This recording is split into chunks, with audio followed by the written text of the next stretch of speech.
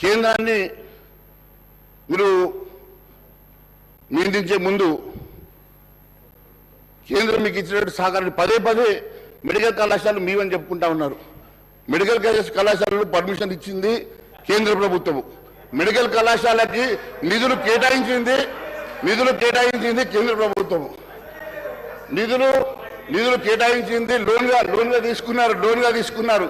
మళ్ళీ అంతేకాకుండా ఇప్పటివరకు మాట్లాడిన కేటీఆర్ గారు మళ్ళీ కేంద్రంలో ఏదైనా అంశం వస్తే మీకు వాళ్ళ సంగతి తెలియదు, రెస్క్యూకి వస్తా అంటున్నారు. అంటే వారి రెస్క్యూ మరి వారికి అవసరమా లేదా వారు తెలుసుకోవాలా?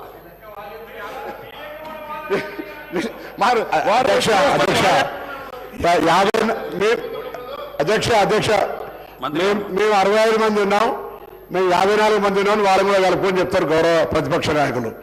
దాని తర్వాత మా గౌరవ బీజేపీ శాసనసభ్యులు అడుగుతా ఉన్నారు సుష్మా స్వరాజ్ గారి గురించి. ఓకే, కానీ దాని తదుపరి నరేంద్ర మోడీ గారు అనేక సందర్భాల్లో మాట్లాడారు. టీఆర్ఎస్ మౌనంగా ఉంటుంది. భారతీయ జనతా పార్టీ తరఫున ఉన్న ప్రధానమంత్రి తెలంగాణ సమాజాన్ని అవమానపరిచే విధంగా తలుపులేసి దొంగతనంగా తెచ్చుకున్నారన్నటువంటి మాట కూడా మీ ప్రధానమంత్రి గారు మాట్లాడారు. వారికి తెచ్చే జవాబు చెప్పాల్సిన అవసరం ఉంది. అలా దానికి పార్లమెంట్ సభ్యులుగా తెలంగాణలో ఉన్నటువంటి శాసనసభ్యులుగా అసలు మేము బీజేపీ చెప్పుకోవడానికి సిగ్గనిపించాలి. తెలంగాణ తల్లిని చంపి బిడ్డను తెచ్చుకున్నారని చెప్పిండు. భారతీయ జనతా పార్టీ తెలంగాణను అవమానపరచడం ఇంకెవరు కూడా అవమానపరచలే. అటువంటి పార్టీ అలా మళ్ళీ ఈ మాటలు చెప్తే ఎట్లా అధ్యక్ష?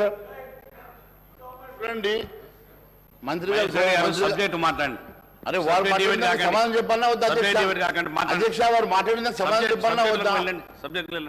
వారు ఇంత ఘోరంగా మాట్లాడుతూ ఉన్నారు. ఆ రోజు నిజంగా కూడా భారతీయ జనతా పార్టీ లేకుంటే ఈరోజు తెలంగాణ రాష్ట్రం సాధ్యమయ్యేదా? తెలంగాణ రాష్ట్రం సాధ్యమైన తర్వాత ఆ రోజు ఇచ్చిన సందర్భాన్ని గుర్తు చేసి ఉండొచ్చు. ఇచ్చిన సందర్భం తలుపు పెట్టి మీరు ఇచ్చినారా, ఎట్లా ఇచ్చినారంటే ఆ రోజు అన్ని పార్టీల వాళ్ళు మీకు సపోర్ట్ చేయడం వల్ల తెలంగాణ రాష్ట్రం వచ్చిన సంగతి మాత్రమే గుర్తు చేస్తా ఉన్నాను. మరి వీరేమో వారు రెస్క్యూకి వస్తా అంటే మరి వారి ఇద్దరి మధ్యలో ఇబ్బంది ఏముందో తెలియదు. దాని మీద స్పందించడానికి మీరు ముందుకు రావడం లేదు. కానీ ఈ అంశంలో మీరు ఎందుకు వస్తా ఉన్నారు? మీరు మా సభ్యులంటలేము, మీరు గౌరవ ప్రతిపక్షమని చెప్తాను అధ్యక్ష. 54 అని వారు చెప్తా ఉన్నారు. బీజేపీ ఎంఐఎం టీఆర్ఎస్ మేము ఆరోపించినట్టుగానే వాళ్ళు కలుపుకోరు. 54 అని వారు చెప్తారు. అన్నయ్య బోల్ సార్ మహేష్ రెడ్డి గారు మీరు సబ్జెక్ట్ మాట్లాడండి. వారు కేటీఆర్ గారు చెప్పింది కేవలం మేము 39 మంది ఉన్నామని మాత్రమే చెప్పారు. అపోజిషన్ లో 54 మంది ఉన్నారని చెప్పారు. వారు అపోజిషన్ సంఖ్య చెప్పారు కానీ మీరు కలిపితే కలిసిపోతారా?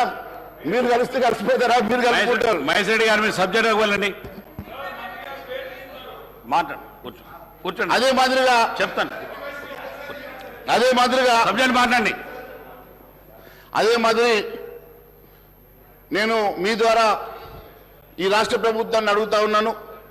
కాంగ్రెస్ ప్రభుత్వం విడుదల చేసే శ్వేతపత్రంలో కేంద్రం గత 10 సంవత్సరాల నుంచి ఇచ్చినటువంటి అభివృద్ధి కోసం కానీ సంక్షేమం కోసం కానీ నిధులు ఎన్ని మంజూరు చేసిందో, ఎన్ని నిధులు ఇచ్చిందో వివరాలు దాంట్లో పొందుపరిస్తే బాగుంటుందని చెప్పి మేము వారికి ఆశిస్తున్నాం.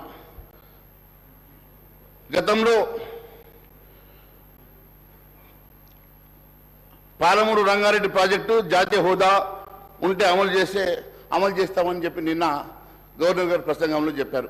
అధ్యక్ష, కాంగ్రెస్ పార్టీ వరంగల్ డిక్లరేషన్లో ప్రతి ఎకరాకు సాగునీరు అందేలా నిర్దిష్ట సమయంలో అది సంపూర్ణ ప్రాజెక్టును పూర్తి చేస్తామని హామీ ఇచ్చింది. కాంగ్రెస్ మేనిఫెస్టో అభ్యాస్తం పేజీ నంబర్ 8. ఆ తర్వాత 4వ చాప్టర్లో 3వ అంశమైన సాగునీటి పారుదల రంగం కాంగ్రెస్ మేనిఫెస్టో అభ్యాస్తం పేజీ నంబర్ 20లో పాలమూరు రంగారెడ్డి ప్రాజెక్టులు జాతీయ హోదాకై కృషి చేస్తామన్నారు. మరి అదే విషయం గవర్నర్ ప్రసంగంలోనూ చెప్పించారు. అంటే జాతీయ హోదా రాకపోతే ఈ ప్రాజెక్టును ముందుకు తీసుకెళ్లే ఉద్దేశం మీకు ఉందా లేదా అనే స్పష్టత లేదు. మీరు లేకుంటే అదే మీరు దాన్ని ముందుకు తీసుకెళ్లే ఉద్దేశం లేదు కాబట్టి దీన్ని ఒక లింక్ పెట్టినారు. మీరు దీన్ని లింక్ పెట్టడం అనేది ఇది మంత్రి గారు సార్ మేము మేనిఫెస్టోలో పెట్టింది చాలా సార్ మేము మేనిఫెస్టోలో పెట్టిన అంశానికి నేను గౌరవ సభ్యులను కోరుతా ఉన్నాను. మహేశ్వర్ రెడ్డి గారు బీజేపీ పార్టీ జాతీయ స్థాయిలో వారు ప్రధానమంత్రి ఉన్నారు. ఈరోజు మేము వారిని కోరుతా ఉన్నాము. ఈరోజు తెలంగాణ రాష్ట్ర ప్రజలకు సంబంధించిన అంశం విషయంలో వారు ముందు నిలబడి జాతీయ హోదాను ఇప్పించే ప్రయత్నం చేయాలని కోరుతా ఉన్నాను. ఎట్లా ఇస్తారని మీ పార్టీ ప్రభుత్వంలో ఉంది, మేమందరం వస్తాం, మేము వారిని కూడా కోరుతాం, మా ప్రధాన ప్రతిపక్షాన్ని కూడా కోరుతాం, మీరు జాతీయ హోదాను ఇప్పియండి. మేమందరం కూడా తెలంగాణ రాష్ట్ర ప్రజలకు సంబంధించిన ఈ అంశాన్ని నేను మా మహేశ్వర్ రెడ్డి గారు వారి బీజేపీ పార్టీ వారిని కూడా కోరుతా ఉన్నాం. అధ్యక్ష మహేశ్వర్ రెడ్డి గారు కానీ అధ్యక్ష ఎన్నిసార్లు ఇంటరప్షన్ కరెక్ట్ కాదు అధ్యక్ష. అయ్యా ఒక్క నిమిషం సార్, ఒక్క నిమిషం. సీఎం రేవంత్ రెడ్డి గారి సొంత జిల్లా అయినటువంటి పాలమూరు, సీఎం సొంత జిల్లా ఇది ఎట్టిస్తారు సార్, ఇది ఎట్టిస్తారు? What is this? నేను 1 minute. శ్రీహరి గారు,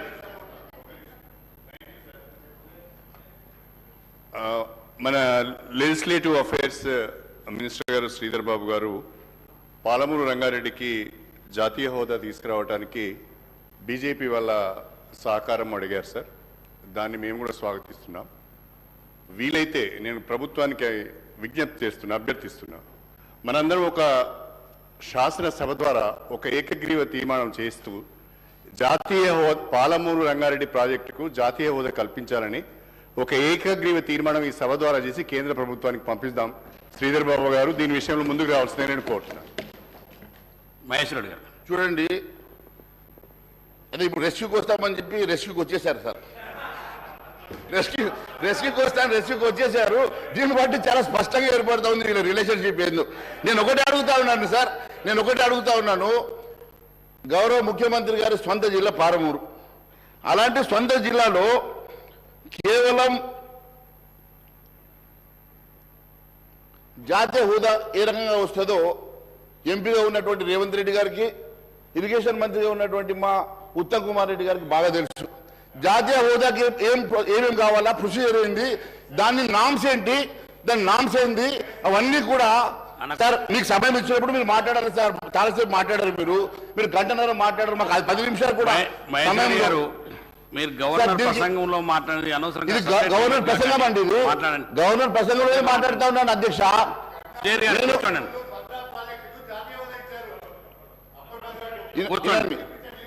ఇప్పుడు ఒక జాతీయ హోదా రావాలంటే దానికి ఉన్నటువంటి నామ్స్ ఏంది, దానికి ఉన్నటువంటి ప్రొసీజర్ ఏందో గౌరవ ఎంపీగా ఉన్నటువంటి ముఖ్యమంత్రి గారికి కానీ ఉత్తమ్ కుమార్ రెడ్డి గారికి తెలుసు, ఇరిగేషన్ మంత్రిగా ఉన్నటువంటి వారు. మరి వారికి తెలియదా ప్రొసీజర్ ఏందో? దాన్ని మీరు కేవలం మా మీద పెట్టి ఎట్లా తప్పించుకోవాలని ప్రయత్నం చేసినట్టుగా ఉంది తప్ప నిజంగా మీరు ఒక ప్రణాళిక ఏర్పాటు చేసుకొని ఎట్లా కంప్లీట్ చేస్తారని ఒక ముందు మాత్రం చెప్పడం లేదు. ఇది చాలా శోచనీయం. అది సొంతగా మరి ముఖ్యమంత్రిగా జిల్లా సంగతిని తెలియజేస్తా ఉన్నాను. అన్నిటికన్నా కేసీఆర్ సర్కార్ మాదిరిగానే కాంగ్రెస్ ప్రభుత్వం కూడా మరి నిరుద్యోగ భృతి విషయంలో విస్మరించారనే ఆలోచన ఉందా? మరి ఎందుకు నిన్న గవర్నర్ ప్రసంగంలో దాన్ని మనం మాట్లాడలేదని చెప్పి అడుగుతా ఉన్నాను. దాదాపుగా 35 లక్షల మంది నిరుద్యోగులు ఈరోజు మీరు ఇచ్చినటువంటి హామీకి 4,000 రూపాయలు ప్రతి నెల వస్తే హామీకి వాళ్ళందరూ కూడా ఈరోజు మరి ఎదురు చూస్తూ ఉంటే మీరు దాన్ని విస్మరించి పూర్తిగా ఏ రకంగా ఎగ్గొట్టే ఆలోచన చేస్తున్నట్టుగా ఉంది. ఇది ప్రజలు, నిరుద్యోగ యువత మిమ్మల్ని నమ్ముకొని ఓటేసినట్టు నిరుద్యోగ యువత 1000 కళ్ళతో ఎదురు చూస్తూ ఉంది మీరు ఏ రకంగా నిరుద్యోగ వృత్తిని ఇవ్వబోతున్నారు అని. దాదాపు దానికి కావాల్సింది ప్రతి నెల 1,400 కోట్ల రూపాయలు. అంటే దాదాపుగా మీరు 20,000 కోట్ల రూపాయలు ప్రతి సంవత్సరం మీరు అదనంగా మీరు దీన్ని సమకూర్చుకోవాల్సిన అవసరం ఉంది. ఇది మీరు హామీ ఇచ్చే ముందు చేశారా? ఆలోచన లేకుండా కేవలం అధికారంలో రావడానికి మాత్రమే ఈ హామీ ఇచ్చారనే సంగతి మరి దయచేసి చెప్పాలని చెప్పి కోరుతా ఉన్నాను. అదే మాదిరిగా ఈ నెల 9వ తారీఖు రోజు 2 లక్షల రూపాయల రుణమాఫీ చేస్తామన్నారు. మరి 9వ తారీఖు అయిపోయింది అధ్యక్ష. మీరు 2 లక్షల రుణమాఫీ ఏ తారీఖుల్లో చేస్తారు? ఇప్పటికే మాట తప్పారు. 9వ తారీఖు దాటింది. మరి మొన్ననే ప్రభుత్వంలోకి వచ్చాం కాబట్టి మేము దాన్ని లోతుగా మిమ్మల్ని ప్రశ్నిస్తలేము. కానీ ఖచ్చితంగా 2 లక్షల రూపాయల రుణమాఫీ చేసే వరకు మేము వెంట పడతాం. ఖచ్చితంగా ప్రజా గొంతుకై మేము దీని మీద మాట్లాడతామని తెలియజేస్తా ఉన్నాను. మహిళలకు 2,500 రూపాయలు ప్రతి నెల ఇస్తామన్నారు. ఇంకా దాని మీద పూర్తి మరి వివరణ కానీ ఇచ్చేటువంటి మరి ప్రొసీజర్ కానీ ఇంకా మీరు దాని మీద ఏమి మాట్లాడకపోవడం నిజంగా శోచనీయమని తెలియజేస్తా ఉన్నాను. అంతేకాదు అధ్యక్ష, ఎంతో ఉత్సాహంతో ఈరోజు అందరూ కూడా కాంగ్రెస్ ప్రభుత్వం ఏర్పాటు చేసుకొని మీరు కేవలం 64 మంది మెంబర్స్ తోటి మాత్రమే మీరు ఈరోజు అధికారంలో ఉండి అధికారం తెచ్చుకొని ప్రజలు మీకు 2/3 మెజార్టీ ఇవ్వలేదు. ఎన్ని పెద్ద హామీలు ఇచ్చినా, నెరవేర్చలేని హామీలు ఇచ్చినా మీకు ప్రజలు కట్టబెట్టింది కేవలం 64 సీట్లు మాత్రమే. కాబట్టి నేను మిమ్మల్ని ఒకటే కోరుతా ఉన్నాను, దయచేసి ప్రజలు మీ మీద పెట్టుకున్నటువంటి ఎన్నో ఆశల్ని వమ్ము చేయకుండా మీరు ఇస్తామని ఒప్పుకున్నటువంటి హామీలను నెరవేర్చాల్సినది. ప్రజలు మీకు సంపూర్ణ విశ్వాసంతో మీ మీద పట్టం కట్టినందుకు మీరందరూ కూడా మరి ముఖ్యమంత్రి గారికి సహచార మంత్రులందరూ కూడా మీరు సపోర్ట్ చేసి ఖచ్చితంగా మీరు ఇచ్చినటువంటి 412 హామీలు నెరవేర్చాల్సిందిగా కోరుకుంటూ ఈ అవకాశం ఇచ్చినందుకు ధన్యవాదాలు తెలియజేస్తున్నాను. భారత్ మాతాకి జై. శ్రీ అక్బరుద్దీన్ ఓవైసీ గారు. Honorable panel speaker, sir.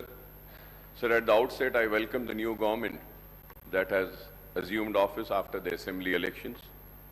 We respect the people's mandate, and as it is their will that has prevailed in the assembly elections, the Congress party has secured the people's confidence on the basis of the promises that the party has made and its Please All manifesto. I would like to point out here that our party, MIM, will play the role of constructive opposition in the state. We will voice the aspirations and grievances of the people, offer our advice and suggestions, and also point out the acts of omission and commission of the government. Sir, uske साथ मोहतरम panel speaker साहब, मैं ये जरूर बात कहते हुए अपनी बात को आगे बढ़ाऊंगा, और ये बात मैं ऐवान के तवज्जो में लाना चाहता हूं, और इस ऐवान के जरिए आवाम को भी मुतवज्जे करता हूं इस बात पर कि रियासत तेलंगाना के मुसलमानों ने इनको भी जिताया है, इनको भी जिताया है, लेकिन न इन्होंने एक भी मुसलमान को नहीं जिताया है। और मुसलमानों की नुमाइंदगी करने वाली जमात को खत्म करने के मंसूबे वो साजिशें बनाई गई, कोशिशें की गई, लेकिन वो साजिशें, वो मंसूबे, वो ख्वाब चुकनाचूर हो गए। हम जहां थे वहीं हैं और वहीं रहेंगे। हम में कोई कमी नहीं आई। कभी ये यहां से यहां आते हैं, कभी वो वहां से यहां आते हैं, लेकिन हम जहां थे वहीं हैं और वहीं रहेंगे। और बेबाकी के साथ, पूरी दियानत के साथ, ईमानदारी के साथ, इखलास के साथ मुसलमानों की नुमाइंदगी करते रहेंगे। और ये बात इसलिए कह रहे हैं कि मुसलमान हिंदुस्तान का दूसरे दर्जे का शहरी नहीं है। मुसलमान को भी दस्तूर हिंद ने वो बराबर का हक दिया गया है। और इस ऐवान में खड़े रहकर हमारी तारीख है कि हमने मुसलमानों के लिए, पिछड़े हुए तबकात के लिए, SC STs के हुकूक के लिए हमने जिद्दोजहद की है और आगे भी हम करते रहेंगे। हम उम्मीद करते हैं कि कांग्रेस की हुकूमत पुराने शहर को नजरअंदाज नहीं करेगी। हम उम्मीद करते हैं कि पुराने शहर की तरक्की नए शहर के बराबर होगी। हम उम्मीद करते हैं कि IT टावर्स जो हमने मंजूरी हासिल की थी पुराने शहर के लिए, वो IT टावर्स का काम जारी रहेगा। हम ये उम्मीद करते हैं कि पुराने शहर में मूसी को साफ कर और जहां पे सीवरेज का पानी है उसको खूबसूरत बनाया जाएगा, डेवलपमेंट आएगा पुराने शहर में। हम उम्मीद करते हैं कि बरसा बरस से चार मीनार पेरिस्टनाइजेशन का प्रोजेक्ट जो एक कछुए की तरह आगे बढ़ रहा है उसको तेजी के साथ आप मुकम्मिल करेंगे। हम उम्मीद करते हैं और तवक्को करते हैं कि आप पुराने शहर को नए शहर के बराबर तरक्की देंगे। हम उम्मीद करते हैं कि आप अपने वादों को पूरा करेंगे और हम एक मजबूत और कंस्ट्रक्टिव अपोजिशन का रोल जरूर हम अदा करते रहेंगे। हम ये भी तवक्को करेंगे कि आप माइनॉरिटीज के इश्यूज जो हैं, जैसा MTF है, RTF है या फिर ओवरसीज स्कॉलरशिप है, उसके बहुत सारे अमाउंट्स ड्यू हैं, उसको भी आप क्लियर करेंगे। और मुसलमान और माइनॉरिटी बच्चे जो तालीम हासिल कर रहे हैं, जिसकी वजह से स्कॉलरशिप्स रिलीज नहीं होने की वजह से जो रुकावटें आ रही हैं, उसको आप दूर करेंगे। हम उम्मीद करते हैं कि अनीसुल गुरबा की इमारत जो तामीर हुई है, उस अनीसुल गुरबा की इमारत में सरगर्मियों का आगाज करेंगे, यतीम बच्चों को वहां रखेंगे और उनको मौका देंगे। हम उम्मीद करते हैं कि आप एक मुस्लिम डेलीगेशन को बुलाकर आप उनसे बैठकर बात कर मदरसा बोर्ड जो दूसरे रियासतों में हैं, उस तरीके से आप उनको एतमाद में लेकर, भरोसे में लेकर, उनसे बातचीत कर एक मदरसा बोर्ड के जरिए आप उनकी मदद करेंगे। हम ये भी उम्मीद करते हैं कि 17,000 अइम्मा और मौजनों को आप अचलीकास को जो पैसा दिया जा रहा है उनके बराबर देंगे। आपके मैनिफेस्टो में आपने कहा कि 12,000 देंगे, लेकिन मैं कहूंगा कि हुकूमत का कोई मजहब नहीं होता, हुकूमत का कोई मजहब नहीं। जब अचलीकास पुजारीस को आप 25,000 दे रहे हैं, तो हुकूमत की जिम्मेदारी है कि वो मुस्लिम अइम्मा और मौजनों को भी उन्हीं के बराबर दें। मैं उम्मीद करता हूं कि शादी मुबारक की स्कीम को जो मजलिस के नुमाइंदगी पर ग्रीन चैनल में डाला गया था, आप उसको जारी रखेंगे ग्रीन चैनल में, और उसके जरिए शादी मुबारक के सारे जितनी भी पेंडिंग दरखास्तें हैं उसको क्लियर करेंगे। मैं ये भी उम्मीद करता हूं कि 1 लाख रुपए का जो लोन मुसलमानों को देने का वादा किया गया था, उसको दिया गया था। इलेक्शन का नोटिफिकेशन आने के बाद इलेक्शन कोड ऑफ कंडक्ट की वजह से उसको रोक दिया गया था। उम्मीद करता हूं कि नई हुकूमत वो जितने भी मंजूरियां जो हुई हैं, जो सैंक्शन हुए 1 लाख, उनको फौरन रिलीज करेगी। मैं उम्मीद करता हूं कि जो मशीन्स जो दिए गए थे, जो स्विंग मशीन्स खवातीन को दिए गए थे, जिनकी मंजूरी हुई लेकिन इलेक्शन कोड की वजह से रोक दिया गया था, आप उनको भी रिलीज करेंगे। मैं उम्मीद करता हूं कि CBCID की इंक्वायरी जो औकाफी जायदादों की तहफ्फुज के लिए बनाई गई थी, उसकी रिपोर्ट को आप टेबल करेंगे। मैं उम्मीद करता हूं कि कांग्रेस की हुकूमत औकाफी जायदादों का तहफ्फुज करेगी। 70 बरस की इस तारीख में मुसलमानों की औकाफी जायदादों को तबाह बर्बाद किया गया, उनको लेफ्ट एंड राइट बांटा गया, चाहे वो तेलुगु देशम की हुकूमत हो, चाहे वो कांग्रेस की हुकूमत हो या BRS की हुकूमत हो। जब हुकूमत में आने से पहले तो बड़े हमदर्दी का इजहार करते हैं औकाफी जायदादों की तहफ्फुज के लिए, लेकिन इख्तिदार में आने के बाद उनकी रविश कुछ और होती है, और उसी रविश का नतीजा है कि हुसैन शाह वली रहमतुल्लाह अलैह की 1,600 एकड़ आराजी चले गई, आज नहीं है। आज मैं उम्मीद करता हूं कि आप उसको टेबल करेंगे। मैं उम्मीद करता हूं कि आलेर का इनकाउंटर जो हुआ, पुलिस की मौजूदगी में, पुलिस की कस्टडी में, पुलिस एनकाउंटर करके उन मासूमों को मार देती है। हमारे मुतालबे पर एक इंक्वायरी कमेटी बनाई गई थी। मैं उम्मीद करता हूं कि आप टेबल करेंगे उस रिपोर्ट को और वो कातिलों को सजा देंगे जो पुलिस कस्टडी में उन मासूमों को गोली मारकर मार दिए गए। मैं उम्मीद करता हूं कि हुकूमत मसाजिद का तहफ्फुज करेगी। मैं उम्मीद करता हूं कि आशुर खानों का तहफ्फुज करेगी, क्योंकि आज बातें तो बहुत की जाती हैं लेकिन हमको इंसाफ से महरूम रखा जाता है। मैं आपके जरिए यह बात जरूर कहना चाहता हूं कि मजलिस इत्तेहादुल मुस्लिमीन हर सेशन में या हर असेंबली में आवाज को बुलंद करती है और अपने हक को हासिल करती है, और हम जिद्दोजहद करते हैं। पुराने शहर में रोड वाइडनिंग्स की मंजूरियां हुई हैं लेकिन रोड वाइडनिंग्स नहीं हुए हैं। बोजागुट्टा में वहां पे हाउसिंग के लिए बार बार मुतालबा किया गया, नहीं हुआ। मैं ये भी बात आपसे कहूंगा कि मजलिस इत्तेहादुल मुस्लिमीन और मैंने ऐवान असेंबली में इस मसले को बार बार उठाया और उस वक्त के चीफ मिनिस्टर केसीआर साहब ने मंजूरी दी थी, लाल दरवाजे की मंदिर के लिए 20 करोड़ रुपए मंजूर किए थे, लेकिन आज तक भी लाल दरवाजे की उस मंदिर के काम के लिए आगाज नहीं हुआ। मीटिंगें तो बहुत हुई लेकिन काम नहीं हुआ। और पुराने शहर के पेडेस्ट्रियलाइजेशन के प्रोजेक्ट के लिए, हॉकर्स के लिए ब्रिजेस डालने का ऐलान किया गया, वो भी काम अभी पेंडिंग है। पार्किंग लॉट्स का है। मैं नई हुकूमत के सरबराह और चीफ मिनिस्टर साहब से, रेवंत रेड्डी साहब से मुतालबा करूंगा कि आप पुराने शहर के और शहर हैदराबाद के सारे हमारे एमएलएस की एक मीटिंग बुलाइए।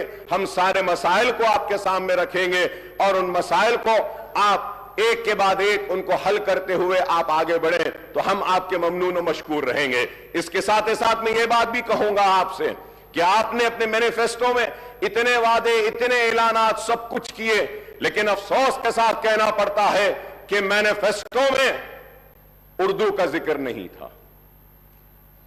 रियासत तेलंगाना की दूसरी सरकारी जबान का मौक़िफ़ दिया तो टीआरएस की हुकूमत ने और केसीआर साहब ने दिया। मैं उनका शुक्रिया अदा करता हूं कि उर्दू को दूसरी सरकारी जबान का मौक़िफ़ दिया गया, लेकिन उर्दू के साथ इंसाफ हुआ, लेकिन जैसे होना था वैसा नहीं हुआ। मैं उम्मीद करता हूं कि आप उर्दू के साथ इंसाफ करेंगे, उर्दू को उसका जायज हक देंगे और उर्दू बोलने वालों के साथ इंसाफ करेंगे। आपने अपने मैनिफेस्टो में यह भी कहा कि डीएससी का इनेकाद करेंगे।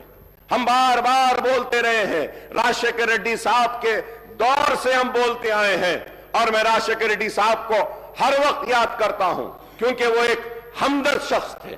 और अगर कोई कहता है कि हम कांग्रेस के करीब थे, तो मैं ये कहना चाहता हूं कि हम कांग्रेस के करीब राजशेखर रेड्डी की वजह से थे, उनके अखलास की वजह से थे, उनकी मोहब्बत की वजह से थे, उनके हमारे लिए हमारे मसाइल को हल करने की वजह से थे।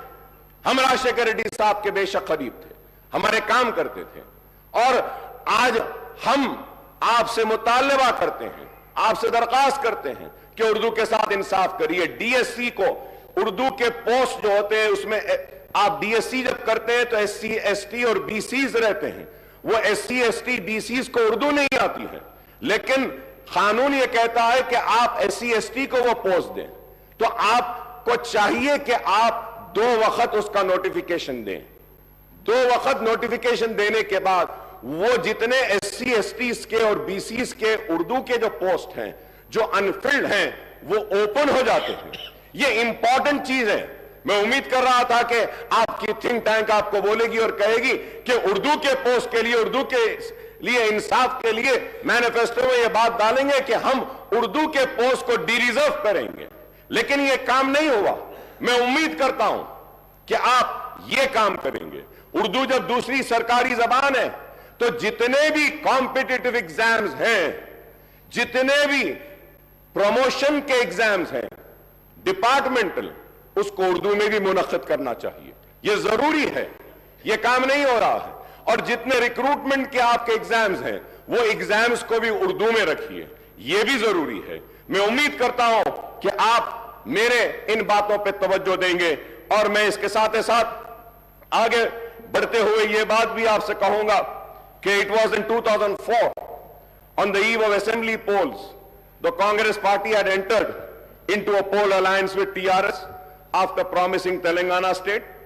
More than 5 years later, in the second term of the UPA government, at the center and the Congress government in the state, the central government made the December 9th announcement of Telangana statehood in 2009, plunging to the united AP into a turmoil. Ultimately, the Congress working committee decided to bifurcate Andhra Pradesh in mid-2013 and followed it up with enactment of AP Reorganization Act in early 2014. Telangana state came into being on June 2nd, 2014. That is exactly 10 years after the promise was made by Congress before the 2004 Assembly and Lok Sabha elections. Earlier too, during 1969 and 1971, the Telangana agitation rocked the united AP, and it was led by former congressmen who had floated Telangana Praja Samiti.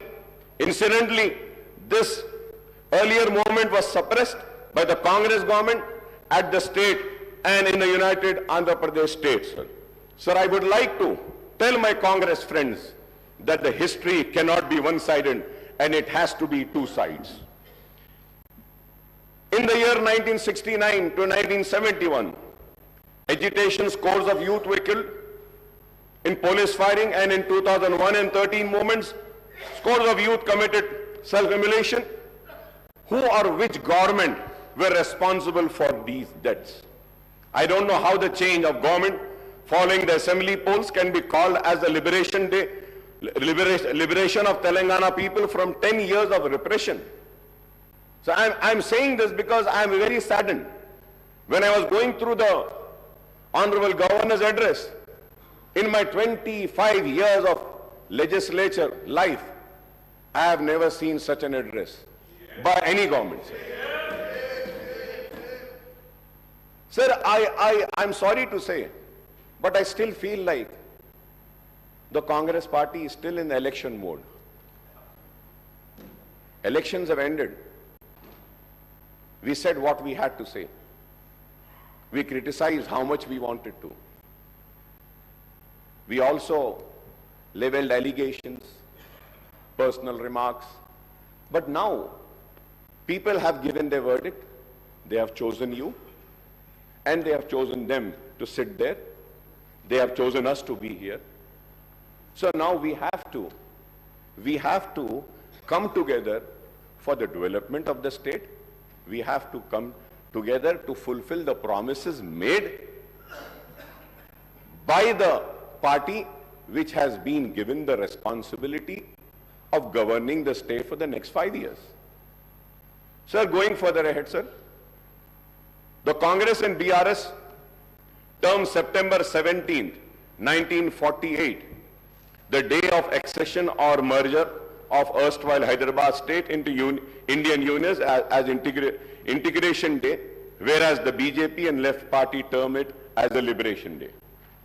Now the Congress wants to celebrate the liberation day on December 3 or maybe December 7 as the party regained power after a gap of nearly 10 years since the formation of Telangana state. The Congress party has taken the historic decision on formation of Telangana state, but in the elections held in 2014, the people had given the mandate to TRS, which had fought for separate statehood. There is no doubt, yes, they had fought. And many other leaders joined them, and everybody fought for it. Yes, but we cannot deny the role, the major role of TRS and the major role of KCR. Again in 2018, the people voted for the TRS, which secured a greater majority. So terming the people's verdict in the previous two elections as something undemocratic or vote of autocratic, dictatorial or feudal role sounds something very sad, sir. It is not, sir. Sir, we are here. Sir, it is a democracy. We are living in a democracy. The people have the right. They can give me an opportunity or they can reject me. So we cannot question the decision of the people. If today the Congress is questioning and giving names to the verdict of the people of yesteryears, then the same thing might happen with the Congress for the verdict which have been given today by the people. We need to be cautious. Sir, we need to be very cautious. Elections have ended. We are here for progress. We are here for development. We are here to fulfill the promises made to the people. We have to be focused on that rather than, pulling each other apart from the, sir, so terming the people's verdict, I have already said, sir, apart from the 6 guarantees outlined under Abhay Hastam and the promises made under Right to Youth, SC, ST, Minority, BC Declaration, many other initiatives have been assured by the Congress. Understandably, the Governor's address has set out the priorities, policies, programs and schemes of Congress government for all-round development of the state and welfare of all sections of people. I would like to recall that the backward classes, scheduled caste, scheduled tribe, and minorities account for an overwhelming proportion of the state's population, sir. They together constitute almost 85%, BCs 46%, SCs 15.5%, STs 9.2%, and minorities 14.3% of the state's population, sir. The Congress has committed to provide a better deal to all these sections. It has promised to introduce minority sub-plan as also the BC sub-plan, named after Mahatma Jyoti Phule. The Congress has assured to spend 2,000 crore per annum, amounting to rupees 1 lakh crore in a 5 years period for BC welfare, and this is a welcome step, sir. Similarly, the party has assured to enhance the minority welfare budget to rupees 4,000 crores, including 1,000 crore annually for subsidized loans to minority, youth and women, sir. Sir, when I say about, and I talk about 4,000 crores for minority, let me make it very, very clear to the government, sir, what the Congress government is doing in Karnataka and what it was doing in Rajasthan. And, you know, they were calculating the amount spent on other schemes also in the minority budget. Kindly do not do that.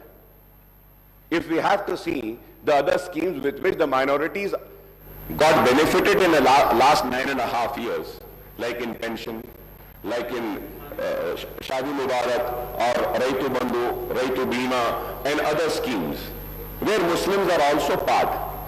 If we have to take into account that amount and the 2,200 crores, we have already crossed 5,500 crores. I hope that the 4,000 crores will be only for minority welfare department. I hope that. I hope. So the Congress has promised to rename Dalit Bandhu scheme as Ambedkar Abhaya Hastam and extend it to both SCs and STs, and to raise the financial assistance to rupees 12 lakh per family, sir. The party has also assured to raise the reservation of SC, STs to 18% and 12% respectively, sir.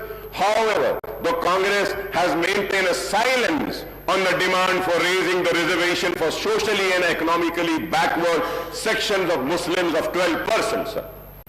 Congress ने अपनी election की campaigning में इल्जाम लगाया 12%, मगर 12% का जिक्र अपने मैनिफेस्टो में नहीं किया। मैं जानना चाह रहा हूं चीफ मिनिस्टर साहब से, ठीक है इन्होंने नहीं दिया, क्या आप देने वाले हैं? क्या आप देंगे? क्या आप सिंसियर हैं? सवाल है।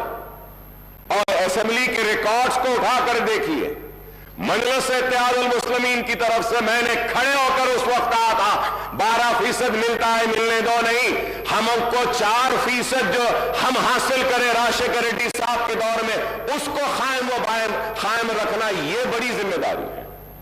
तो आप ठीक है ये नहीं दिए, आप दे रहे हैं क्या बताइए? क्या आप देंगे क्या? And I go for the red, sir. Sir, I may recall that the Telangana government has enacted a bill in the state legislature based on the report of the state BC Commission and ST/SC Commission and the finding of Sudhi Commission and Chellappa Commission to raise the quantum of reservation to 12% for BCE category and 10% for STs. Sir, I would like the Honorable Chief Minister Sahab, Mr. Revanth Reddy Sahab, to clarify on the government stand on this issue, sir. Regarding the minority sub-plan and BC sub-plan, I may point out that this has been a persistent demand of AIMIM in the United Andhra Pradesh when the Congress was in power and in Telangana state after its formation, sir. In fact, we had suggested to the Telangana government to enact a legislation on the patterns of Act number 6 of 2022, the AP Minorities Component Outlay Allocation and Utilization of Financial Resources Act 2022, and Act number 13 of 2019, the AP BC Sub-Plan Planning Allocation and Utilization of Financial Resources Act 2019 for earmarking the funds for minorities and BCs in the state budget, sir. So now our party AIMIM once again reiterates the demand for enacting the two separate legislation, one for the minorities and other for the backward classes, providing for minority component and BC component in Telangana state budget, and making allocation for the sub-plan for the forthcoming state budget for the financial year 2024 and 2025, sir. Sir, when I say this, sir, You can go through the records and see about the BCs, sir. The treatment given to the BCs, all the BCs corporation. My learned friend, Sridhar Babu, was with me as a member in Public Accounts Committee. We had asked for the details, and we saw the details of the allocation made to the BC, मुख्तलिफ BC के महकुमों को, तो देखकर बड़ी हैरत हुई थी. मैं उम्मीद करता हूं कि आप उनके साथ इंसाफ करेंगे. SC और ST के रिजर्व सीट्स पर भी, शायद अगर मैं गलत ना हो, तो सबसे ज्यादा सीटों पर अवाम ने आपको मुंतखब किया. इस उम्मीद के साथ कि उनके साथ भी इंसाफ होगा, और हम उम्मीद करते हैं कि आप सब के साथ इंसाफ करेंगे.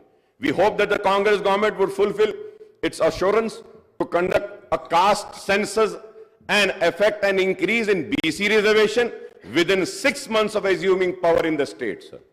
क्योंकि आपने कहा ये बात, और फिर the Congress has not elaborated on the quantum of raise in BC reservation in education and public employment in the state except promising a hike. कितना करेंगे आप, वो आपने नहीं कहा. This is in contrast to the assurance to raise the BC reservation in local bodies as well as in award of government civil construction and maintenance contract to 42%, sir. Assuming that the reservation for BCs in education and public employment are raised to 42%, apart from the proposed increase in SC/ST reservation to 18 and 12%, this would, Honorable Panel Speaker, sir, this would raise the total quantum of reservation for SC/STs and BCs together to 72%. 72%, sir. So we do not know whether the enhancement of reservation to 72% will pass the muster, as the Supreme Court has laid down the Lakshman Rekha of 50% for overall reservation for weaker sections. If we add the BC reservation, Honorable Panel Speaker, sir, if we add the BC, if we add the EBC reservation of 10% and an increase of 8% reservation for SEBC, Muslim category BCE, the overall reservation will reach 90%. It is going to be 90%. Is this possible in the prevailing circumstances, whether the present central government is opposed tooth and nail to any increase in reservation for backward classes, apart from total opposition to any kind of reservation to the minorities? Is a question which needs to be answered, sir. A reality check on the issue would be needed, sir. A separate ministry for most backward classes are also being promised, apart from separate finance corporation for all major BC castes. We hope that the existing finance corporation and cooperative societies, federation and various BC groups are strengthened with allocation of more funds and assisting these groups. Honorable Panel Speaker, sir, we welcome the promise to introduce the Right to Public Service Act, apart from setting up comprehensive portal for receiving and addressing public complaints and grievances. Sir, जब मैं इसकी बात करता हूं तो इसके साथ साथ ये भी कहूंगा कि हर महकमे में जैसा ऑफिशियल लैंग्वेज कमीशन है, आप मुसलमान को रखिए ताकि वो उर्दू के इंप्लीमेंटेशन के लिए उस पर गौर करें. हायर एजुकेशन डिपार्टमेंट है, वाइस चेयरमैन एक मुसलमान को दीजिए. यूनिवर्सिटीज हैं, वहां पे एक मुसलमान को दीजिए. आप इंफॉर्मेशन का जो है उसमें आप मुसलमान को दे सकते हैं, और कई वकील हैं, पब्लिक प्रोसिक्यूटर्स मुसलमानों को दे सकते हैं. लेकिन आज ये चीज नहीं हो रही है. मैं उम्मीद करता हूं कि मुसलमानों को उनका हक दिया जाएगा. So the 6 guarantees are going to be cornerstone of the Congress government action plan for the state, sir. The government has implemented 2 of the promises made in the manifesto, and it has assured that a definite and time-bound action plan will be announced soon to implement the other guarantees in the poll manifesto, sir. Sir, when I talk about the poll manifesto, sir, about 6 guarantees, sir, I have all the details, sir, like Mahalakshmi scheme, sir, gas cylinder 500 rupees, free travel for women, farmers, financial assistance of 15,000 per acre, rupees 12,000 per annum to agricultural labor, bonus of 500 paddy waiver, and all land extent and number of farmers. ये सारी चीजें जब हम देखते हैं, sir, I don't know whether people know about this, sir. I might be wrong, but I would request the government to please correct me. Please do correct me. So 2,500 per month to every BPL family women, sir अगर हम BPL family women में card में से एक औरत को अगर ले लेते हैं पर मंथ, नहीं मैं एक को ले रहा हूं, मैं सिर्फ एक को ले रहा हूं, एक को ले लेते हैं तो 2,249.75 crore per month sir, per annum 26,997 sir. Sir gas cylinder for 12 months 12 cylinder अगर हम देंगे पर ईयर सर 5,399. बिल्कुल साहब आप दीजिए, 3 ने साहब आप जो ऐसे 4 महीने चला बोलो उनको चला लेते हो, चला ले, गांव में लकड़ी के साथ चला लेते साहब, बेफिक्र रहो आप. Free travel for women sir, free travel for women अगर इसको हम देखते हैं sir 2,190 crore sir. Farmers sir, financial assistance sir, total agricultural के आप साइट पर जाके देखिए सर, जहां पे ज़राअत हो रही है वो जुमला एकरेज है 1,54,40,580 सर. तो अगर हम किसानों को जो वादा करें वो देते हैं 23,160.87 crore sir. Sir 12,000 per annum to agriculture labour sir. I was listening to my learned friend, he said के दो को भी दे देंगे, बोले मियां बीवी दोनों को देंगे. I don't know if it is the policy of the government or what. Very good, very good. दो को दे रहे हैं, बहुत अच्छा है.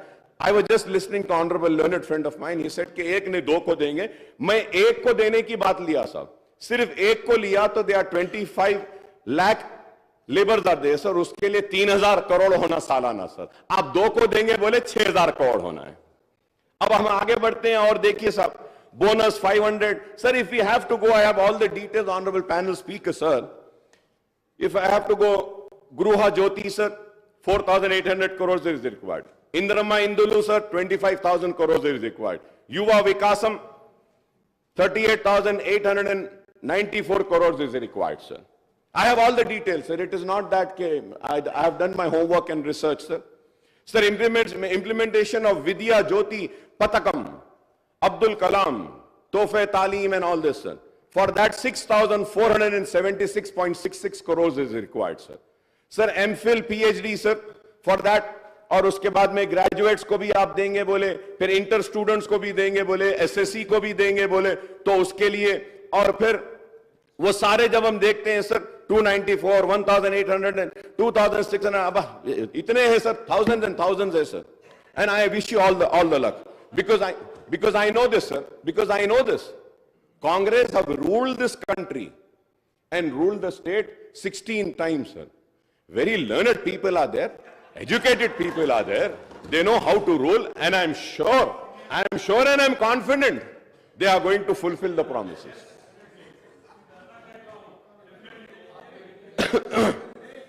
Sir, Chiyuta, sir. Sir, उसमें monthly pension 4,000 देंगे बोले. Monthly employment allowance भी देंगे बोले. Sir, I was reading the newspapers, sir. So in that it was written that the required amount would be 70,000, sir. But sir, I want to correct, sir.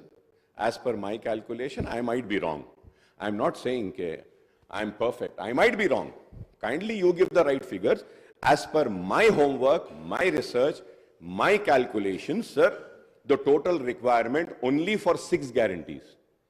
Only for 6 guarantees is going to be 2,16,018.15 crores. Per annum. और उसके बाद में if we have to see the entire many other promises, जैसा वो bike देते बोले, वो allowance देते बोले, हाँ वो डबल बेडरूम, वो सारे चीजें sir when we finally sir अब उसको पूरा देखते हैं सर, तो I might be again wrong sir. I want the government to correct me sir. 3,10,492.15 crore, मतलब 3,10,492.15 crores are required. And I'm sure the people who have prepared the manifesto knew about the financial state of the our state. So, and sir, I listen, bhaiya, aap itna gusse mein kyun aa rahe ho? That's what I'm saying, sir. मैं यही कह रहा हूं, आप नहीं करेंगे बोल के मैं थोड़ी बोला आपको, आप काबिल है बोला मैं। आप लोग हिंदुस्तान में सबसे ज्यादा हुकूमत करे बोल रहा हूं, रियासत में आप लोग करे हैं बोल रहा हूं, और मैं ये कह रहा हूं कि काबिल लोगों ने बड़ी काबिलियत के साथ, बड़ी ही मेहनत के साथ इस मैनिफेस्टो को बनाया है, और इस मैनिफेस्टो पे अवाम ने भरोसा किया है। और मैं ये भी कह रहा हूं कि ये प्रॉमिसेस को फुलफिल करने के लिए ना सिर्फ मैं, हम सब आपका ताउन करने तैयार हैं। गुस्से में आने की बात क्या है बताइए?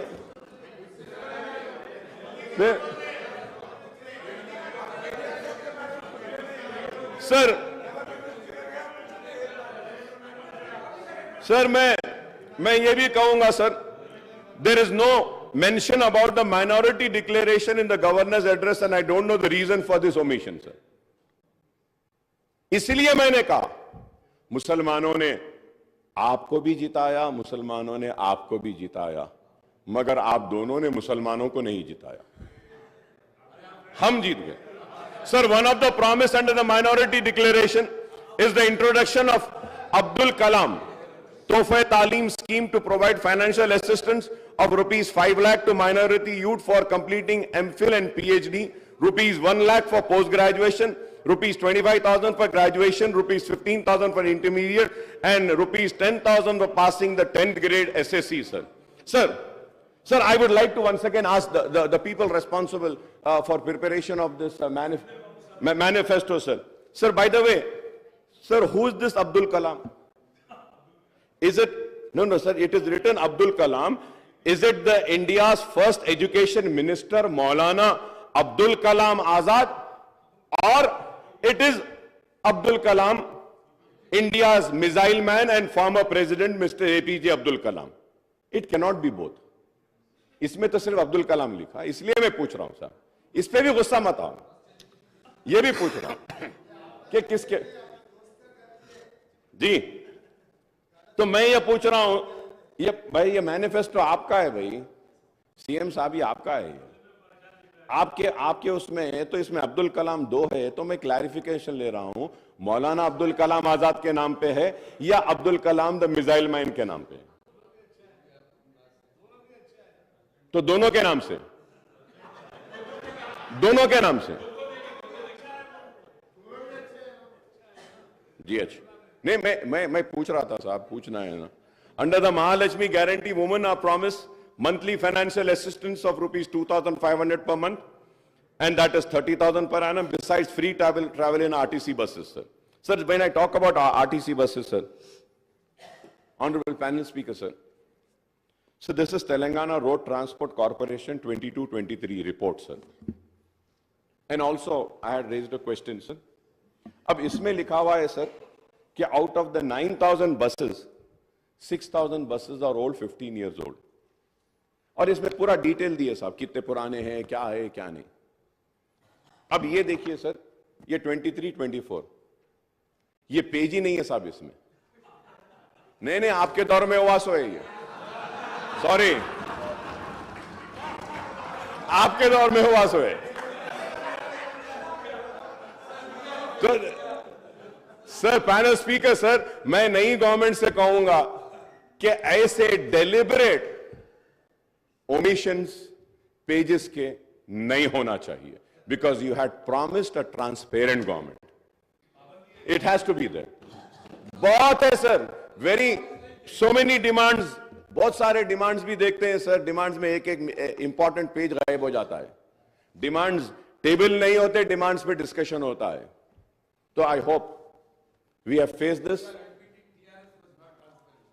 I told you we are going to play a role of a constructive opposition, and let me correct you, we have played a constructive role when the TRS was also there in the government. We have criticized the government, we have appreciated the government, we have rejected their wrongdoings, and we have praised the good doings which were for the people. We are going to play the same role, and at the same time I'm happy that I'm happy that I saw today's newspapers in which Honorable Raymond Reddy Saab has said in the newspaper it has come कि MIM के साथ कोई alliance नहीं है भाई हमारा। हम अकेले थे, अकेले हैं, लड़ रहे थे, लड़ रहे हैं, लड़ते रहेंगे। क्योंकि बहुत सारे लोगों को ऑनरेबल पैनल स्पीकर साहब, एक मीटिंग हुई, CM साहब बुलाए, थैंक यू सर, मूसी के लिए बुलाए, thank you so much sir, बुलाए, हम बैठे, डिस्कस करे, लोग समझे कि अरे अलायंस हो गया, ये इनके करीब आ गए, ये इनके हो गए। देखिए, मैं ये कहना चाहता हूं, वो हमारे रियासत के चीफ मिनिस्टर हैं, अवाम ने उनको मुंतखब किया है, ये कांग्रेस की हुकूमत में एतमाद का इजहार किया है, तो मैं अवामी नुमाइंदे की हैसियत से अपनी रियासत के चीफ मिनिस्टर से मिलना ही पड़ेगा। मिलते रहेंगे, काम कराते रहेंगे, क्योंकि हमको काम होना है। And to go further ahead, sir, we welcome the introduction of free bus ride for the women in TSRTC buses, sir. At the same time, sir, through you, sir, I would like to request the government to kindly take care of the auto rickshaw drivers. Auto rickshaw के drivers बहुत परेशान हैं, Uber and ओला वाले बहुत परेशान हैं। ख़वातीन को तो अच्छा मौका मिला कि बस में वो सफ़र कर रहे हैं, बहुत अच्छी बात है, लेकिन हमको इनका भी ख्याल करना चाहिए, क्योंकि आपने इलेक्शन मैनिफेस्टो में ऐलान किया था कि आप जितने चालानात हुए हैं, चालानात को भी आप माफ़ करेंगे, आधा माफ़ करेंगे। तो मैं आपसे रिक्वेस्ट करूंगा कि अहकामात जारी करिए कि जितने भी चालानात है उसको हम 50% वेव ऑफ करते हैं, और ऑटोज वालों को किस तरीके से हम मदद पहुंचा सकते हैं। वो कुछ पैसे भरते हैं रोड टैक्स का, इसका, अगर उसमें अगर उनको कुछ एग्जेम्पशन अगर कुछ देते हैं तो एक उनको भी एतमाद में लिए वैसा होगा। सर, उसके साथ साथ जी नहीं, अब देते बोले थे साहब, आपके मैनिफेस्टो में बोले थे, आप अब देंगे बोल के बोले थे। KCR साहब अनाउंस करे थे कि हम गवर्नमेंट में अगर आएंगे तो ऑटो वालों को ये देंगे, इट वाज अनाउंस्ड। तो मैं चीफ मिनिस्टर साहब से रिक्वेस्ट करूंगा कि ऑटो वालों का भी थोड़ा सा अगर आप देखते हैं तो उनका भी थोड़ा अच्छा फायदा हो जाएगा। और इसके साथ साथ ऑनरेबल पैनल स्पीकर सर, मैं ये जरूर कहना चाहूंगा कि आउट ऑफ 9,000 6,000 तो पुराने बसेस है, और फिर नुकसान 2,000 करोड़ का है, तो ये पेट्रोल डीजल के लिए भी देना है। So there are many other things, sir, which I think in the next budget session I will go further ahead and discuss about this, sir. But as per my knowledge, sir, 12 crore का शायद नुकसान हो रहा है RTC को इससे। अब इसको हम कैसा करेंगे, इसका भी आप कुछ प्रोग्राम बनाइए sir. Sir, and domestic gas cylinders के ताल्लुक से भी मैंने पहले ही कहा है और फिर से कहूंगा, और उम्मीद करता हूं कि आप करेंगे। और under Rythu Bharosa the assistant of 70 lakh farmers is been raised to 15,000 per acre and the coverage has been extended to 6 lakh share of खौलदास also, sir, bonus of 500। ये सारी चीजें हैं जो आप जानते हैं, मैं भी जानता हूं। क्रॉप लोन्स के बारे में भी आपने वेव करेंगे कहा, ₹2 lakh at one go would require 36,000 crores, sir. ₹30,000 crores towards loan amount and ₹6,000 crores towards interest. So 36,000 है। I hope that under Gruha Jyoti guarantee 200 unit of free electricity a promise for all household। अब ये 200 कैसा देंगे, इसमें भी confusion है sir. 200 unit कैसा देंगे? अब अगर मुझे 201 आएगा यूनिट, तो क्या 200 माफ करके 1 यूनिट के पैसे लेंगे? या अगर मुझे 500 यूनिट आ रहा है तो वो 500 यूनिट में से आप 300 माइनस करके 200 का लेंगे? इसमें क्लैरिटी नहीं है sir. So I request kindly issue the guidelines with which ये 200 यूनिट फ्री जो मिलेगा। The power sector in the state, TS Genco, TS Transco and Northern Southern Discoms are already saddled with huge losses of 50,275 crores and staggering debt of 81,516 crores।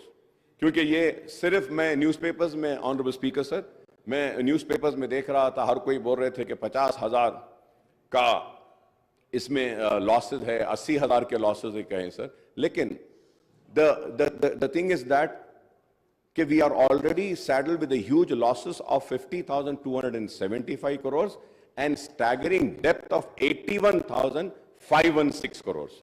Sir, under Indulu scheme, families not owning houses are promised a house site and a financial assistance rupees 5 lakhs for construction of houses, sir.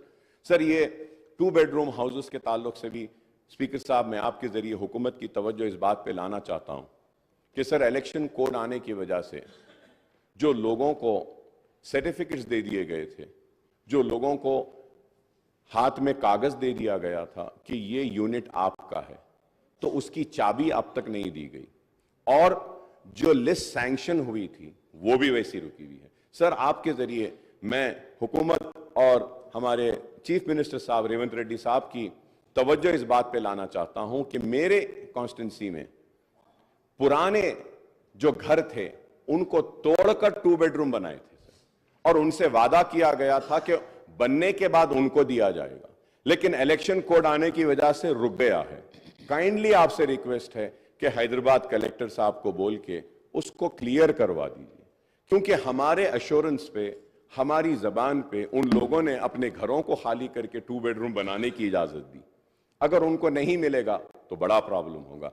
Honorable Speaker, sir, through you also very important issue I want to bring to the kind notice of the government is that, sir, under JNNURM, WAMBE scheme and other schemes, housing was taken up, sir. Right from Mr. Chandrababu Naidu was the chief minister then, से लेकर आज तक भी ये हो रहा है। वो घर जो है सो 20 साल 15 साल पुराने हो गए, बहुत खराब हो गए हैं। तो हमारी नुमाइंदगी पर HMDA से 100 करोड़ रुपए रिलीज हुए थे, वो 150 करोड़ रुपया पूरे शहर के JNNURM, वाम्बे और ये दूसरे हाउसिंग स्कीम के पुराने घरों के मेंटेनेंस वर्क के लिए। तो मैं आपके जरिए हुकूमत से रिक्वेस्ट करूंगा कि हैदराबाद और सिकंदराबाद के जितने पुराने घर हैं जो डिलैपिलेटेड कंडीशन में, जिसके लिए अमाउंट भी रिलीज हुआ है, kindly give instructions that these amounts are released to the contractors and the work can be taken up so that it will help the poorest of the poor people, sir. Sir, about SC/ST's promise, assistance of 6 lakhs for construction of houses and for other it is 5 lakhs. I don't know why this difference, sir.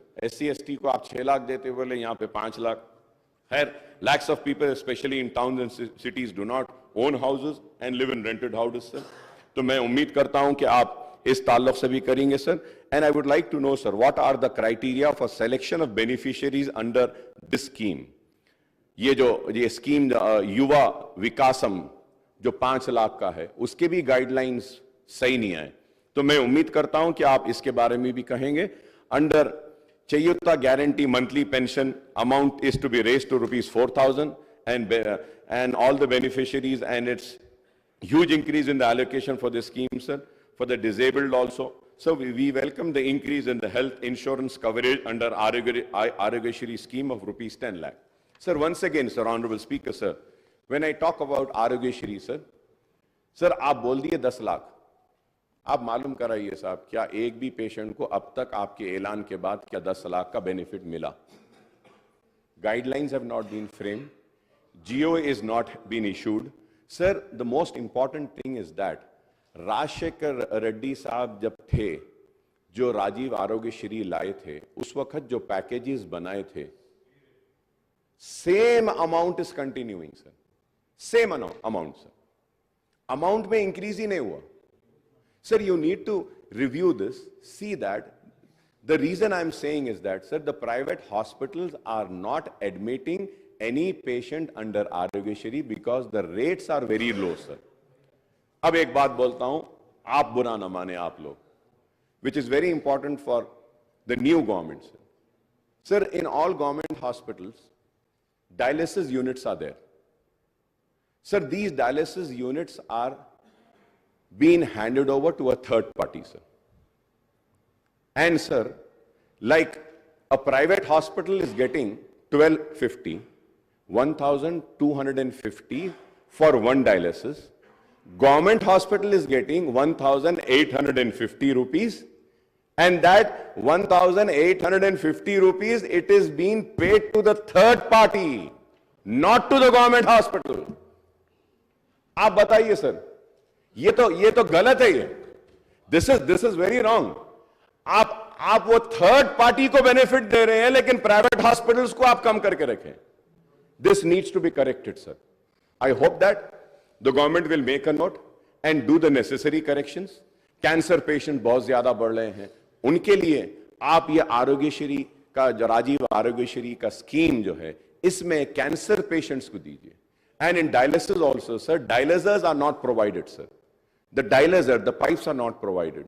And there is one investigation which is required for all the dialysis patients to check the creatinine levels. वो उसके लिए they have to make an additional payment.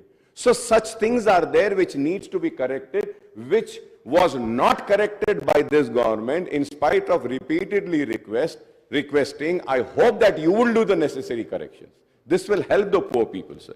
Sir, going further ahead, sir,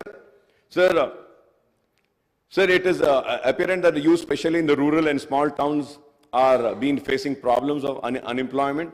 I welcome that के उन बेरोजगार नौजवानों के लिए भी आपने ऐलान किया है कि करेंगे. Sir, ये इसमें ये moreover, youth have been promised monthly employment allowance of 4,000. I would like to know कि when are we going to start this? Sir, क्योंकि बेरोजगारी का भत्ता देने का इन्होंने भी वादा किया था, लेकिन किया नहीं. Sir, as per my information, I might be wrong. It is subject to correction, sir. 42 lakh children have registered in an employment department or Telangana Public Service Commission. Sir, if we take 30 lakhs also, unemployed youth, तो हमको, sir, 1,200 crore महाना जरूरत पड़ेगी और हमको जरूरत पड़ेगी 14,400 करोड़ सालाना की. 14,400 crores yearly will be required. So I hope that क्या आप इस पर भी गौर करेंगे. For young women 18 years pursuing education, electric scooter का promise करे हैं. We welcome this. When we hope that कि ये promise भी fulfill होगी. So the issue of SC categorization into ABCD category has been hanging fire for over 2 decades now. Despite the effort of the successive government, the United AP and Telangana government to implement it in a letter and spirit, sir, unless constitutional amendments are moved by the central government to overcome the hurdles in implementing the categorization in selected state instead of entire country, this issue cannot be resolved, sir. Regarding the minority declaration, let me point out that most of the schemes and initiative included in this declaration are already under implementation in the states since Telangana came into being in June 2014, sir. The Congress has promised about Setwin, sir. I hope that कि सेटविन को आप मजबूत बनाएंगे, अच्छा बनाएंगे, ताकि unemployed youth को skill development का ट्रेनिंग का प्रोग्राम भी होगा. और मैं ये भी कहूँगा कि कांग्रेस के टाइम में ओल्ड सिटी में हम नेशनल एकेडमी ऑफ कंस्ट्रक्शन का एक सेंटर लाए थे. तो मैं आपसे रिक्वेस्ट करूँगा कि नेशनल एकेडमी ऑफ कंस्ट्रक्शन के सेंटर को माइनॉरिटी वेलफेयर डिपार्टमेंट से जोड़ दीजिए. तो at least minority welfare department can take up the skill development programme with collaboration with National Academy of Construction, sir. So you have also promised about additional funds to Khuli Qutub Shah, sir. And Khuli Qutub Shah has been given the responsibility by the TRS government, then TRS government, for the development of Charminar pedestrianization project. But it is still not yet completed. I would say it's in between, sir. मैं उम्मीद करता हूं कि आप उसको भी देखेंगे, sir. Sir, उसके साथ ही साथ, sir, मैं ये भी कहूँगा कि पुराने शहर में 100 bedded hospitals के लिए याखुदपुरा एसआरटी कॉलोनी में एक 100 बेडेड हॉस्पिटल सैंक्शन हुआ है. काइंडली आप उसका काम करा दीजिए. पालम रोड ओल्ड सिटी में एक दवाखाना मंजूर हुआ है, उसका भी काम वैसी है, उसको भी करा दीजिए. मेरी कॉन्स्टिट्यूंसी में बारकस में और बल्लागुड़े में एक 40 बेड एक 100 बेड हॉस्पिटल आया है, उसका भी अगर आप काम करा दिए तो बेहतर होगा. और इसके साथ ही साथ हैदराबाद की पहचान, हैदराबाद की शान में कहूंगा कि उस्मानिया हॉस्पिटल के लिए हम बार बार कह रहे हैं कि उसको भी आप हेरिटेज को बरकरार रखते हुए बनाइए, या जैसा भी बनाना है बनाइए, बहरहाल बनाइए. मैं उम्मीद करता हूं कि आप उस्मानिया हॉस्पिटल को लेंगे. उसके साथ ही साथ ऑनरेबल स्पीकर सर, आपके जरिए मैं हुकूमत की तवज्जो इस बात पे दिलाना चाहता हूं कि निजामिया तिबी कॉलेज जो मक्का मस्जिद के सामने है, it is the only medium of medical education in Urdu, sir. It has been neglected. The building is in dilapidated condition.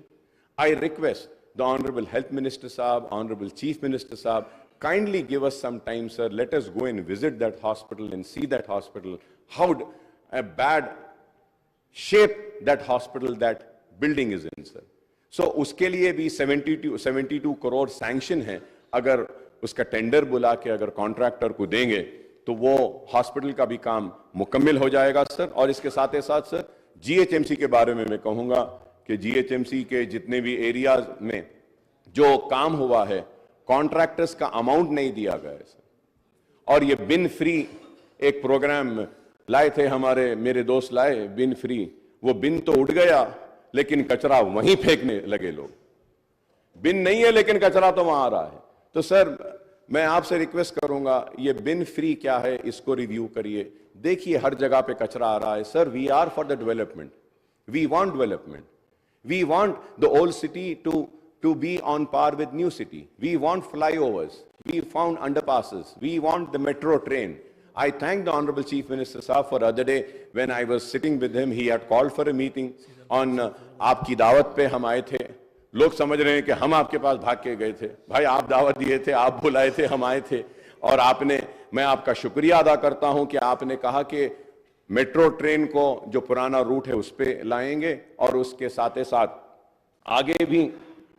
आगे भी जो चंद्रायन गुट्टे से, sir I am concluding sir, sir आगे भी उसको चंद्रायन गुट्टे से एलबी नगर से लेते हुए इंटरनेशनल एयरपोर्ट को लेके जाकर वहां पे खत्म करेंगे बोले. इसके लिए भी मैं आपका शुक्रिया अदा करूंगा सर. मैं उम्मीद करता हूं कि आप जो है सो हम जितने भी मसाइल जो उठाए हैं इस पर भी आप गौर करेंगे. और एक सबसे बड़ा मसला है हैदराबाद मेट्रो वाटर वर्क्स और सीवरेज का सर. सर ये हैदराबाद को जो पानी आता है, जो पावर जो हैदराबाद मेट्रो वाटर यूज करती है, ऐलान किया गया हमारी नुमाइंदगी पर कि उसकी रेट को कम करेंगे, सब्सिडाइज रेट देंगे, लेकिन अब तक नहीं किया गया. जरा नहीं ऑर्डर हुआ लेकिन हो रहा नहीं है साहब उसमें. तो मैं उम्मीद करूंगा कि आप उसके ऊपर भी आप गौर करेंगे और उस पर भी तवज्जो देंगे sir. Sir also sir, the Telangana government has been facing, sir, I'm concluding sir. So this is a state finances and financial implication of the scheme's initiative and hike proposed under Congress manifesto, sir. This is important since the Telangana government has been facing resource crunch and growing financial deficit due to tight fisted approach of the central government towards the state, sir. In the first 7 months of the current financial year, the total receipts of the Telangana government added up to rupees 1,33,174 crores, sir. That is 51.25%, sir. And the annual budget estimate and the total expenditure reached to rupees 1,22,553 crores. That is 51.58% of the budget estimate, sir. However, Honorable Speaker, sir, the state share of union taxes came to rupees 7,139 crores as against the budget estimate of rupees 14,528 crores, sir.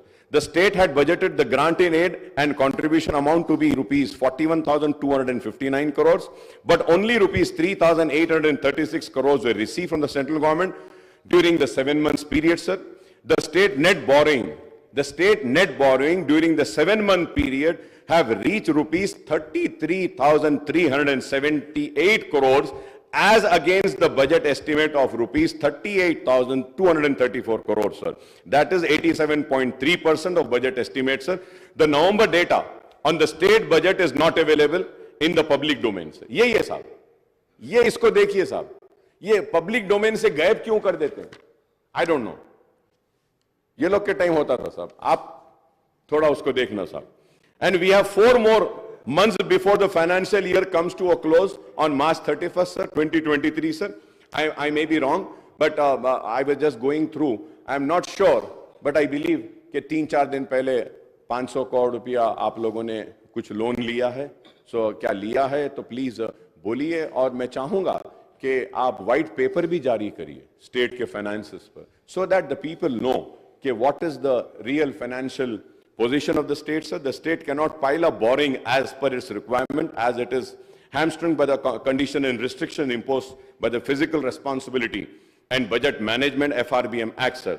According to the latest data, the borrowing limit for the Telangana government for the current year has been fixed to rupees 57,813 crores by the Union Finance Minister, but it was actually curtailed to rupees 42,225 crores after taking into account the additional borrowings of rupees 15,588 crores in the previous years. So, however, the Union Finance Minister has further curtailed the borrowing limit of Telangana state by 36,617 crores under open market borrowing as against the budget estimate of rupees 38,235 crores, citing overborrowing from open market in the previous year, sir. The state has already mobilized, Honorable Speaker, sir, the state has already mobilized 36,378 crores through open market loans in the current financial year up to the end of November 2023, sir. The state cannot raise any open market loans during the remaining period of the financial year till March 31, 2024, sir.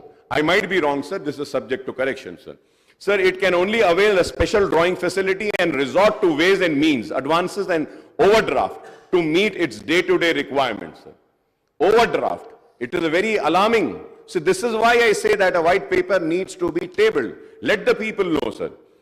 Sir, this is the grim financial scenario of the state at the Telangana government, and this is solely the result of policies and restraint imposed by the central government as well as the lesser central assistance by the way of grant in aid and devolution of central taxes. I would like to remind that I was the one person who is to always caution and say that devolution of funds, GST, आपको नुकसान होगा, लेकिन आप लोगों ने मेरी बात नहीं सुनी उस वक्त. मैंने बार बार कहा था, सीएम साहब, उस वक्त के सीएम साहब केसीआर साहब ने उठकर मुझसे कहा कि अकबर भाई आप बेफिक्र रहिए, हमारे स्टेट को पूरे पैसे आएंगे. लेकिन देखिए, हमारे स्टेट को पैसे नहीं आए, हमारे स्टेट का नुकसान हुआ, और उस वजह से आज हमको मुसीबतें उठानी पड़ेगी. Sir, I wish my old colleague, my friend, and my very close friend, I would say, Mr. Bhatti Saab, the Deputy Chief Minister Saab, Bhatti Vikrama Saab, who looks after the finances, my best wishes and best of luck with you, sir.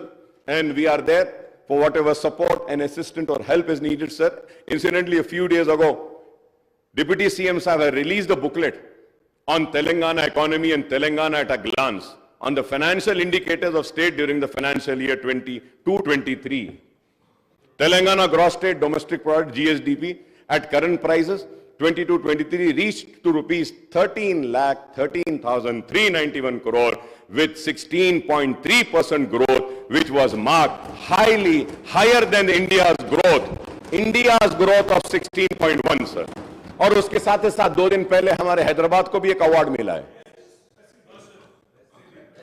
Best city, right.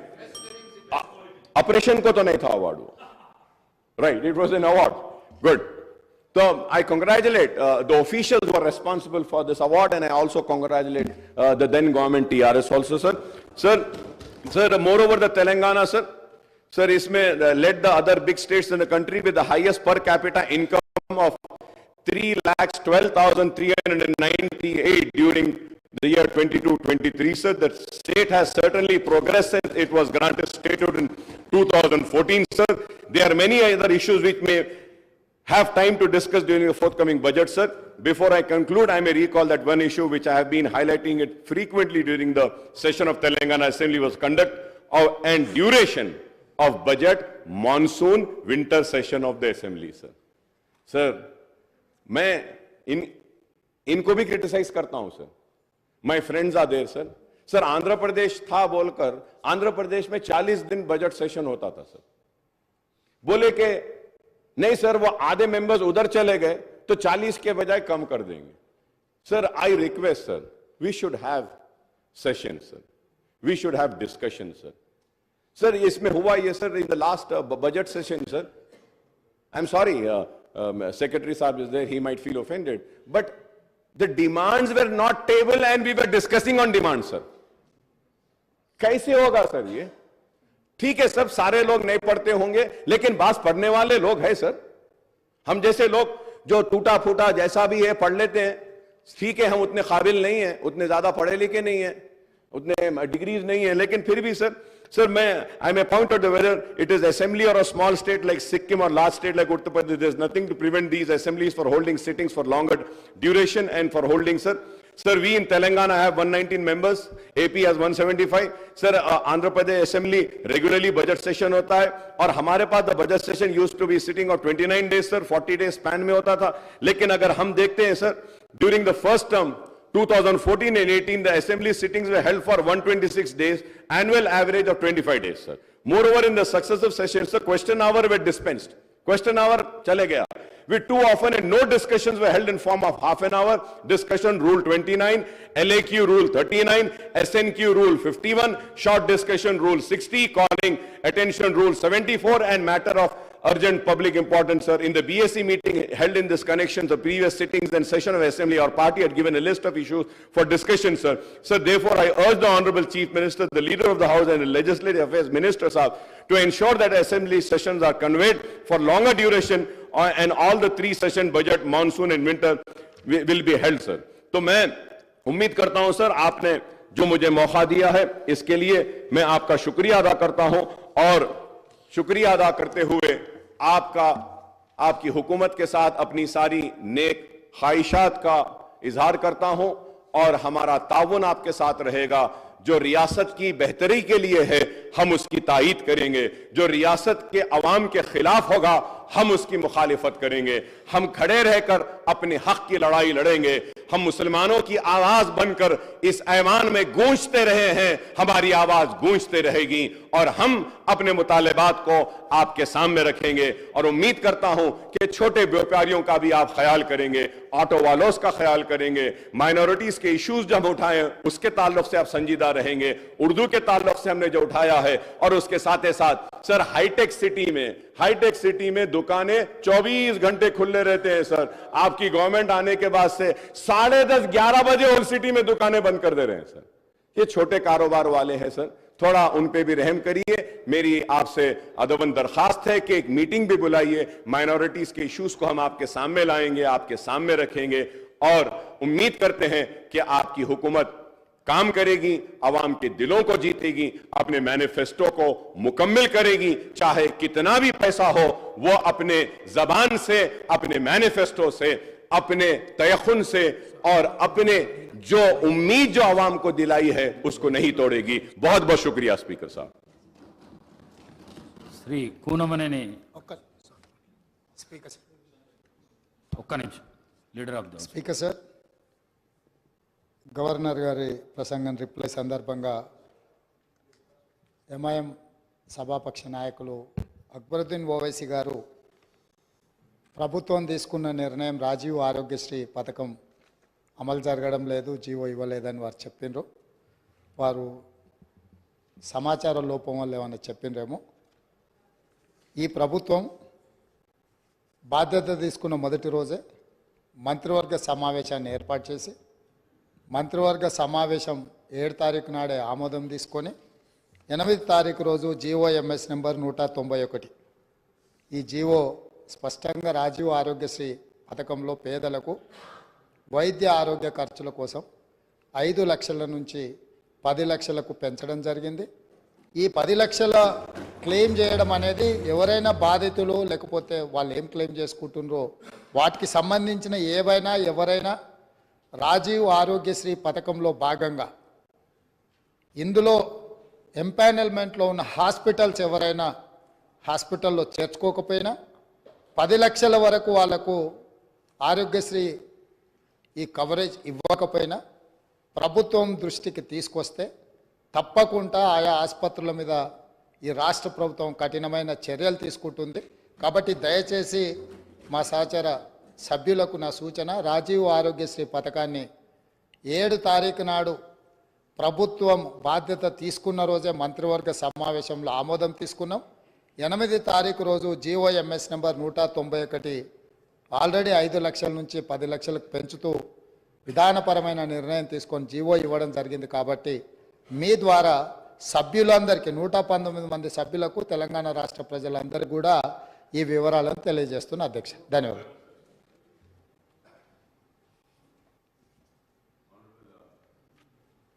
Well, Chief Minister Saab, I thank you and I welcome that the GO was issued about enhancement of Arogya Sharif to 10 lakhs rupees.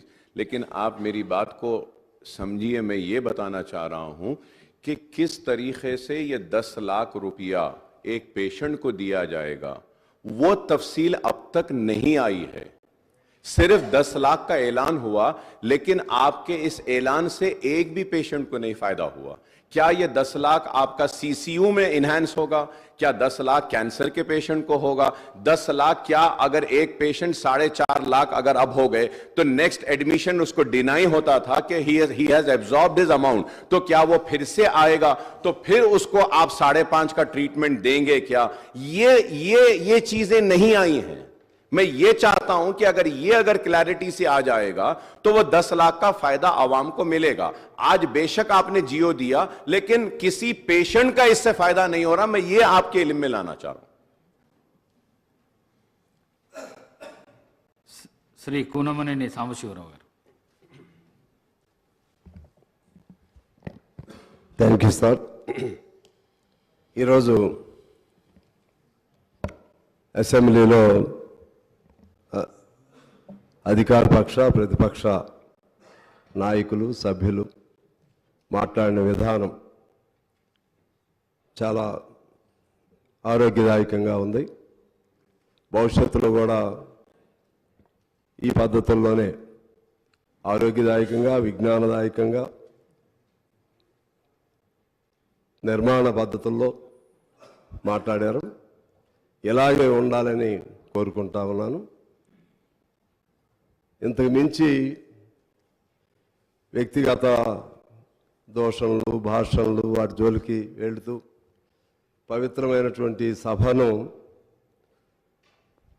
పక్క మార్గాలు పట్టించకుండా ఉండాలని, అటువైనా ఇటువైనా మార్షల్స్కి పని పెట్టకుండా ఉండాలని, బలవంతాన బయటికి నెట్టివేయబడకుండా ఉండాలని కోరుకుంటూ, ఇటువంటి గొప్ప సభ, గొప్ప నిర్వహణ మన తెలంగాణ ప్రజల ఆశల ఆకాంక్షలకు అనుగుణంగా ముందుకు వెళ్ళాలని కోరుకుంటూ ముందుగా మీకు నా నమస్కారాలు తెలియజేస్తా ఉన్నాను. అలాగే కొత్తగా ప్రభుత్వంలోకి వచ్చినటువంటి కాంగ్రెస్ పార్టీకు, ముఖ్యమంత్రి రేవంత్ రెడ్డి గారికి, వారి మంత్రివర్గ సహచరులకు నేను మనస్ఫూర్తిగా అభినందనలు తెలియజేస్తా ఉన్నాను. కేటీఆర్ గారు మరెవరు మాట్లాడుతూ మీరు 65 మంది, మేము మిగిలిన 54 ఏదో చెప్పారు. అంటే నన్ను కూడా అటు కలిపేశారు. 23 కలిపేసుకున్నారు. ఎంఐఎం, బీజేపీ, బీఆర్ఎస్, మీ ముగ్గురు ఒకటిగా అనే భావన వచ్చింది నాకు. అలా ఉండకూడదని నేను అనుకుంటున్నా. నేను కూడా అలా ఉండకూడదని నేను అనుకుంటున్నా. నేను కమ్యూనిస్ట్ పార్టీ అఫ్కోర్స్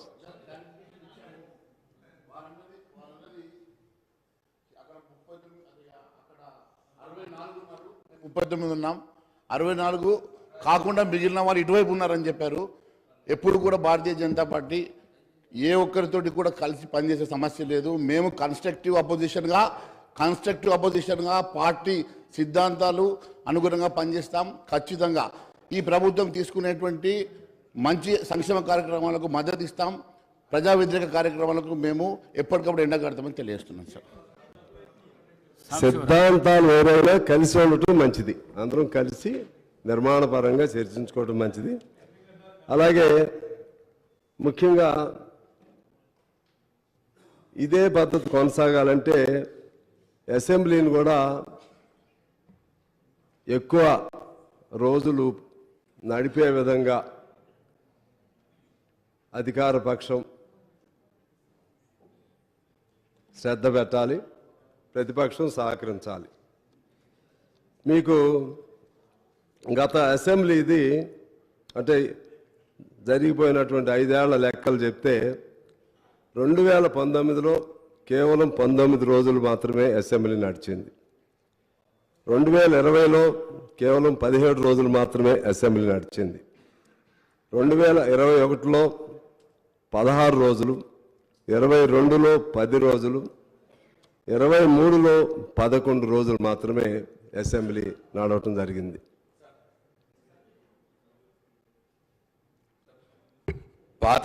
పాత అసెంబ్లీ గురించి మాట్లాడినారు కాబట్టి పాత ఎల్ఏ మినిస్టర్ నేను ఉన్నాను. అప్పుడు అసెంబ్లీ ఎన్ని రోజుల కంటే ఎక్కువగా అప్పుడు మేము అవలంబించిన విధానం ఏంటంటే ఎన్ని అవర్స్ జరిగింది, ఎంత కన్స్ట్రక్టివ్ అవర్స్ జరిగింది, ఎంత క్వాలిటేటివ్ అవర్స్ జరిగింది అసెంబ్లీ అన్నదానికే మేము ప్రాముఖ్యతనిచ్చాము అధ్యక్ష. ప్రతిరోజు 12 గంటలు వర్కింగ్ అవర్స్, 13 గంటలు వర్కింగ్ అవర్స్ కూడా జరిగిన రోజులు చాలా రోజులు ఉన్నాయి. అన్ని పద్దుల మీద చర్చలు జరిగినాయి, బడ్జెట్లో మంచి చర్చలు జరిగినాయి. ఎక్కడ కూడా ప్రతిపక్ష నాయకులకు కూడా యాంపుల్ టైం ఇవ్వడం జరిగింది. కాబట్టి దయచేసి ఆ విషయాన్ని పరిగణలోకి తీసుకోవాల్సిందిగా నేను సిపిఐ సభ్యుడికి మనవి చేస్తా ఉన్నాను.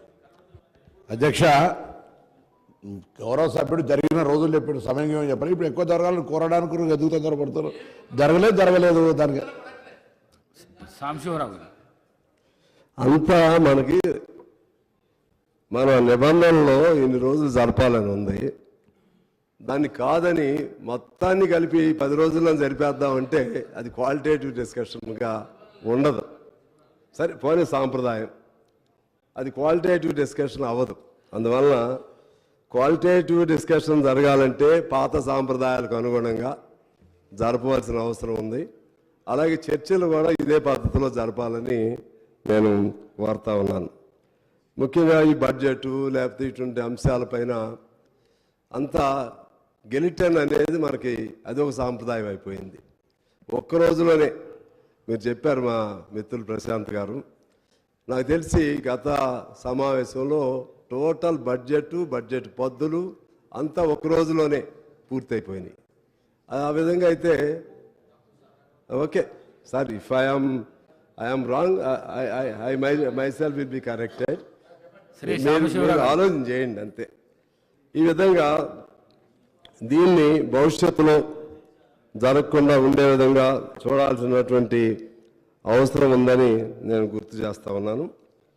అలాగే ఇప్పుడు మన అక్బర్ గారు చాలా విషయాలు చెప్పారు. ముఖ్యంగా ఆ 6 గ్యారంటీస్కి సంబంధించి, ఇతర వాగ్దానాలు హామీలకు సంబంధించి దీన్ని how to meet such expenditure, you have to explain like that. He put several questions to the newly formed government. నేను అంటున్నాను, if at all, if one should have willpower, determination, dedication, definitely one can fulfill all those things. We should take late YS Rajశేఖర Reddy garu as an example. He promised several things regarding Arogyasri, free scholarship and houses to the saturation point, this pensions, ration cards, what not. He promised several projects, several things, but ultimately he could achieve. ఆ విధంగా ఎవరు ఊహించాల ఇది మన జల యజ్ఞం. మరి ఎట్లా వచ్చింది డబ్బులు, ఎలా సాధించారు డబ్బులు? అందుకని provided one should have such willpower and plan of action and commitment and determination towards the cause, definitely you can achieve. I hope that you will achieve whatever promises you made in the poll manifesto or something like that. దీని తోడు మన అప్పుడున్నటువంటి దివంగత రాజీవ్ గాంధీ గారు చెప్పింది కూడా నేను గుర్తు చేస్తాను. డబ్బు అనేది ఇవాళ పెద్ద సమస్య కాదు నాకు తెలిసి. ఆ డబ్బుని ఎంత మేరకు సద్వినియోగం పరుస్తున్నారనేది సమస్య. ఆనాడే రాజీవ్ గాంధీ గారు రూపాయిలో కేవలం పావలా మాత్రమే ఏ ప్రాజెక్టులకు ఉద్దేశించారో అది ఖర్చు పెడుతున్నారని చెప్పి ఆనాడు చెప్పారు. ఇప్పుడు ఆ పావలా కూడా ఉందేమో ఉందని నేను అనుకోవట్లేదు. మనం ₹1,00,000 1,00,000 కోట్లు ఒక ప్రాజెక్టు పెడితే దానిలో 10,000 కోట్లు మాత్రమే ఆ ప్రాజెక్టులకి నిజమైన రూపంలో ఖర్చు అవుతుంది. మిగిలిందంతా ఎట్లా పోతున్నాయో తెలియదు, ఏ రూపంలో పోతుందో తెలియదు. దాన్ని మీరు కంట్రోల్ చేయగలిగితే కొత్త ప్రభుత్వంగా డబ్బు అనేది పెద్ద సమస్య కాదనేది నా భావన. అలాగే సెంట్రల్ గవర్నమెంట్ నుంచి మనకు చాలా నిధులు రావాల్సి ఉన్నాయి. చాలా నిధులు గత 5 ఏళ్లలో కానీ లేకపోతే అంతకుముందు 5 ఏళ్లలో కానీ తెలంగాణ ఫామ్ అయిన తర్వాత చాలా నిధులు రావాలి. ఫైనాన్స్ కమిషన్ సూచించినవి కానీ లేకపోతే ఫైనాన్స్ మేనేజ్మెంట్ని ఎఫెక్టివ్గా నడిపినందుకు ఇవ్వాల్సినటువంటి గవర్నమెంట్కి ఇవ్వాల్సినటువంటి నిధులు కానీ అవన్నీ కూడా రాలేదు.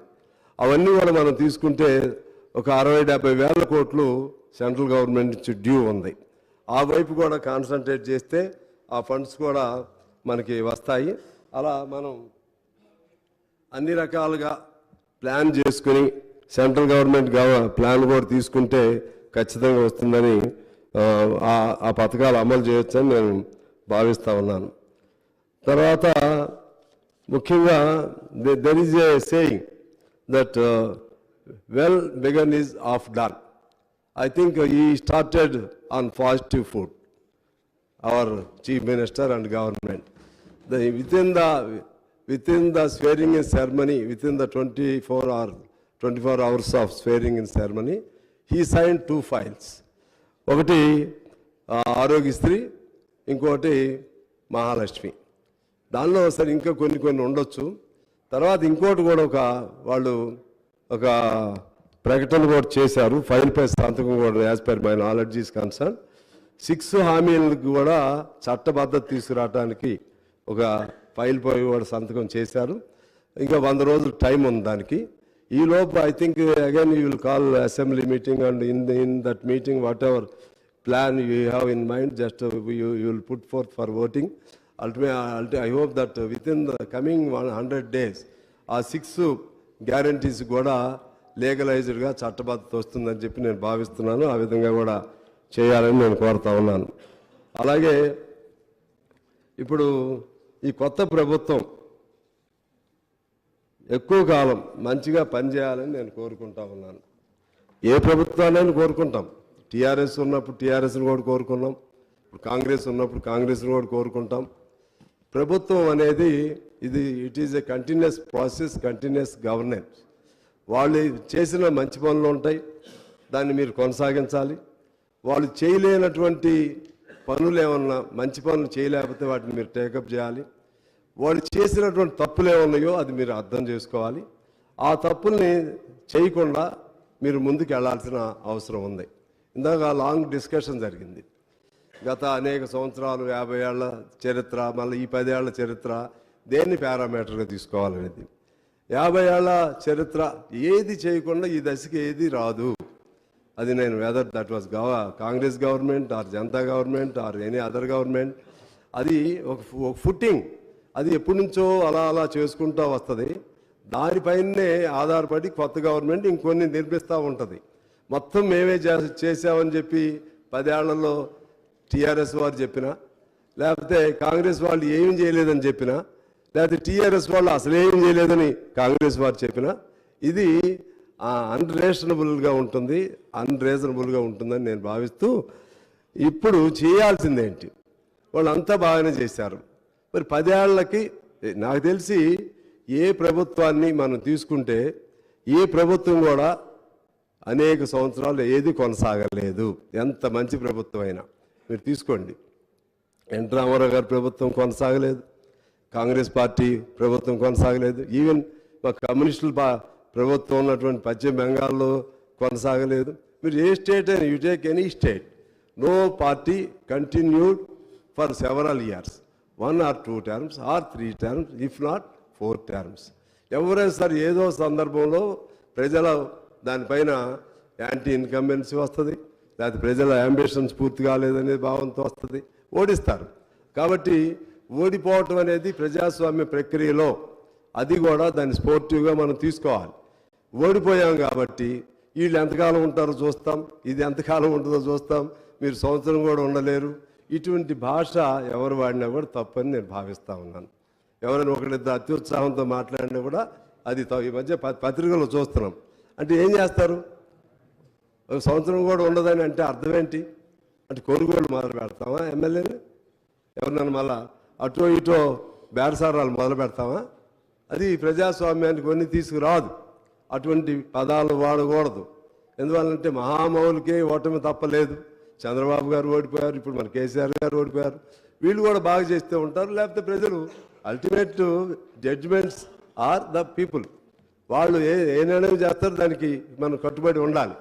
కానీ మన తెలంగాణ సంస్కృతిని, తెలంగాణలో ఉన్నటువంటి మన ప్రజలలో ఉన్నటువంటి నీతి నిజాయితీల్ని పక్కదారి పట్టించే విధంగా గత 10 ఏళ్లలో అనేక కొనుగోళ్లు, అమ్మకాలు విపరీత స్థాయిలో జరిగాయి. రాజకీయ నాయకులు, ఎమ్మెల్యేలని మనం చూస్తే ఎంతమందిని కొన్నారో, ఎంతమంది అమ్ముడుపోయారో, నిజంగా వాళ్ళకి చిత్తశుద్ధితో పలానా పార్టీ బాగా ఉంటుంది, మేము అందులో చేరుతున్నాం అన్నా కూడా యాంటీ డిఫెక్షన్ లా ఉంటుంది. ఆ యాంటీ డిఫెక్షన్ లాను కూడా దాన్ని కవర్ చేసుకుంటూ ఎంతమంది అమ్ముడుపోయారో మనం చూసాం. అమ్ముడుపోయినటువంటి ఒక్కళ్ళు కూడా ఈసారి తిరిగి అసెంబ్లీలోకి రాలేదు. అంటే ప్రజలు అమాయకంగా లేరు, ప్రజలు తేలిగ్గా లేరు. నిన్నగా మనం జరిగినటువంటి మా ఎన్నికల్లో చూసాం. నిన్నగా వ్యక్తులను కొనేస్తున్నారు, సర్పంచులను కొంటున్నారు, ఎంపీటీసీలు కొంటున్నారు. ఒకరు కొంటాం, మళ్ళీ దాన్ని మళ్ళీ ఇంకొద్ది డబ్బులు ఇచ్చి ఇంకోళ్ళు కొంటాం. ఈ కల్చర్ ఇది ఎక్కడి నుంచి వచ్చింది, ఎలా వచ్చింది? చివరికి భారతదేశంలో నాకు తెలిసి తెలంగాణలో ఉన్నటువంటి ఒకనాడు తెలంగాణ అంటే పౌరుషాల గడ్డ, ఇది పోరాటాల గడ్డ, తిరుగుబాటుకి బానిసత్వం లేకపోతే స్వేచ్ఛ లేనటువంటి తనానికి వ్యతిరేకంగా నిలబడ్డటువంటిది. దీనిలో అటువంటి కల్చర్ని ఎవరు కూడా డెవలప్ చేయకూడదు అనేది నేను కోరుతా ఉన్నాను. ఎందుకు ఆ సందర్భం ఎందుకు చెప్తున్నానంటే, జరిగిన తప్పులు జరిగినాయి, ఇక నుంచి జరగొద్దు. మీకు ఉదాహరణ చెప్తాను. 2011లో లెఫ్ట్ ఎల్డిఎఫ్ కేరళలో ఓడిపోయింది. ఎంత తేడాతో ఓడిపోయింది? 0.09 ఓట్ల తేడాతో. ఎన్ని స్థానాలు తేడాతో ఓడిపోయింది? కేవలం నలుగురే అప్పుడు యూడిఎఫ్కి ఎక్కువ ఉన్నారు అక్కడ. కానీ ఎల్డిఎఫ్ ఒక స్టేట్మెంట్ ఇచ్చింది, మీరు నిశ్చింతగా పరిపాలన చేసుకోండి, మీ ఎటువంటి అస్థిరత కల్పించం, మీ ప్రభుత్వానికి ఎటువంటి ఇబ్బందులు కల్పించం అని స్టేట్మెంట్, అంటే కమ్యూనిస్టు నాయకత్వంలో ఉన్న ఎల్డిఎఫ్ ప్రకటన చేసింది. 5 ఏళ్ళు కూడా సహకరించింది. ఆ పద్ధతుల్లో మనం ఒకరికొకరు సహకరించుకుని ముందుకు వెళ్ళవలసినటువంటి అవసరం ఉందని నేను మనవి చేస్తా ఉన్నాను. అదేవిధంగా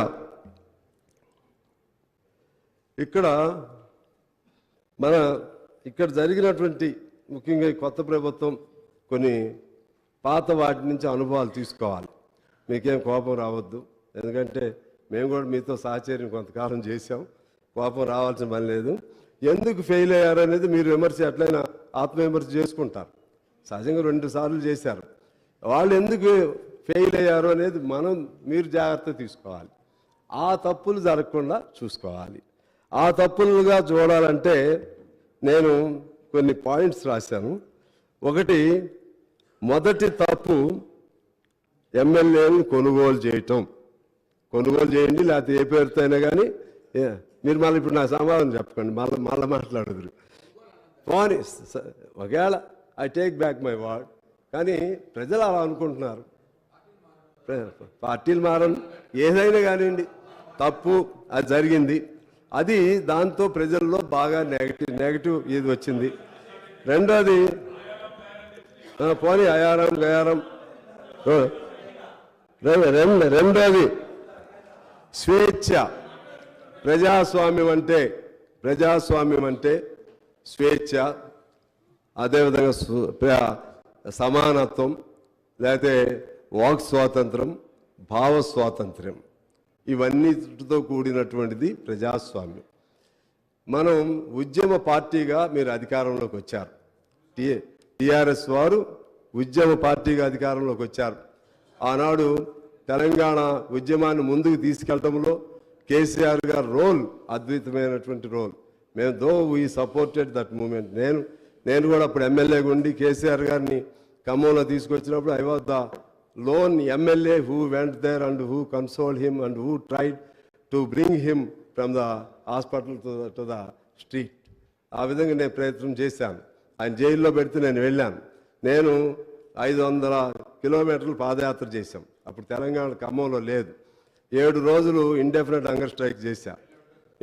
7 రోజులు ఇండెఫినెట్ హంగర్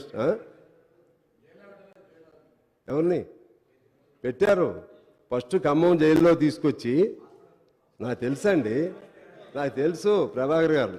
ఫస్ట్ అక్కడికి తీసుకొచ్చారు, అక్కడి నుంచి తీసుకొచ్చి హాస్పిటల్కి తీసుకొచ్చారు, జైల్లో ఒక రోజు ఉంచారు, అక్కడి నుంచి మరుసటి రోజు హాస్పిటల్కి తీసుకొచ్చారు, నాకు తెలుసు. అవును, ఫస్ట్ మేము వెళ్ళామండి, పువ్వాడ గారు నేను ఇద్దరం వెళ్ళాం, తీసుకొచ్చి అక్కడి నుంచి తీసుకొచ్చారులేండి, తెలుసు అప్పటికి. సరే, ఓకే. అయితే అటువంటి ఆయన పాత్రని మేము ఎప్పుడు కూడా, కాకపోతే ఎవరు చేయలేని పద్ధతుల్లో ఆయన ఉద్యమాన్ని జాగ్రత్తగా నడిపారు. ఆ తర్వాత జరిగిన ఈ 10 ఏళ్ల కాలంలో ఎవరెవరు ఎన్నిసార్లు జైలుకి వెళ్ళారు, ఎవరెవరు ఎన్నిసార్లు హౌస్ అరెస్టులు అయ్యారు, ఇది ఒకసారి మనం తీసుకోవాలి, గమనంలో తీసుకోవాలి.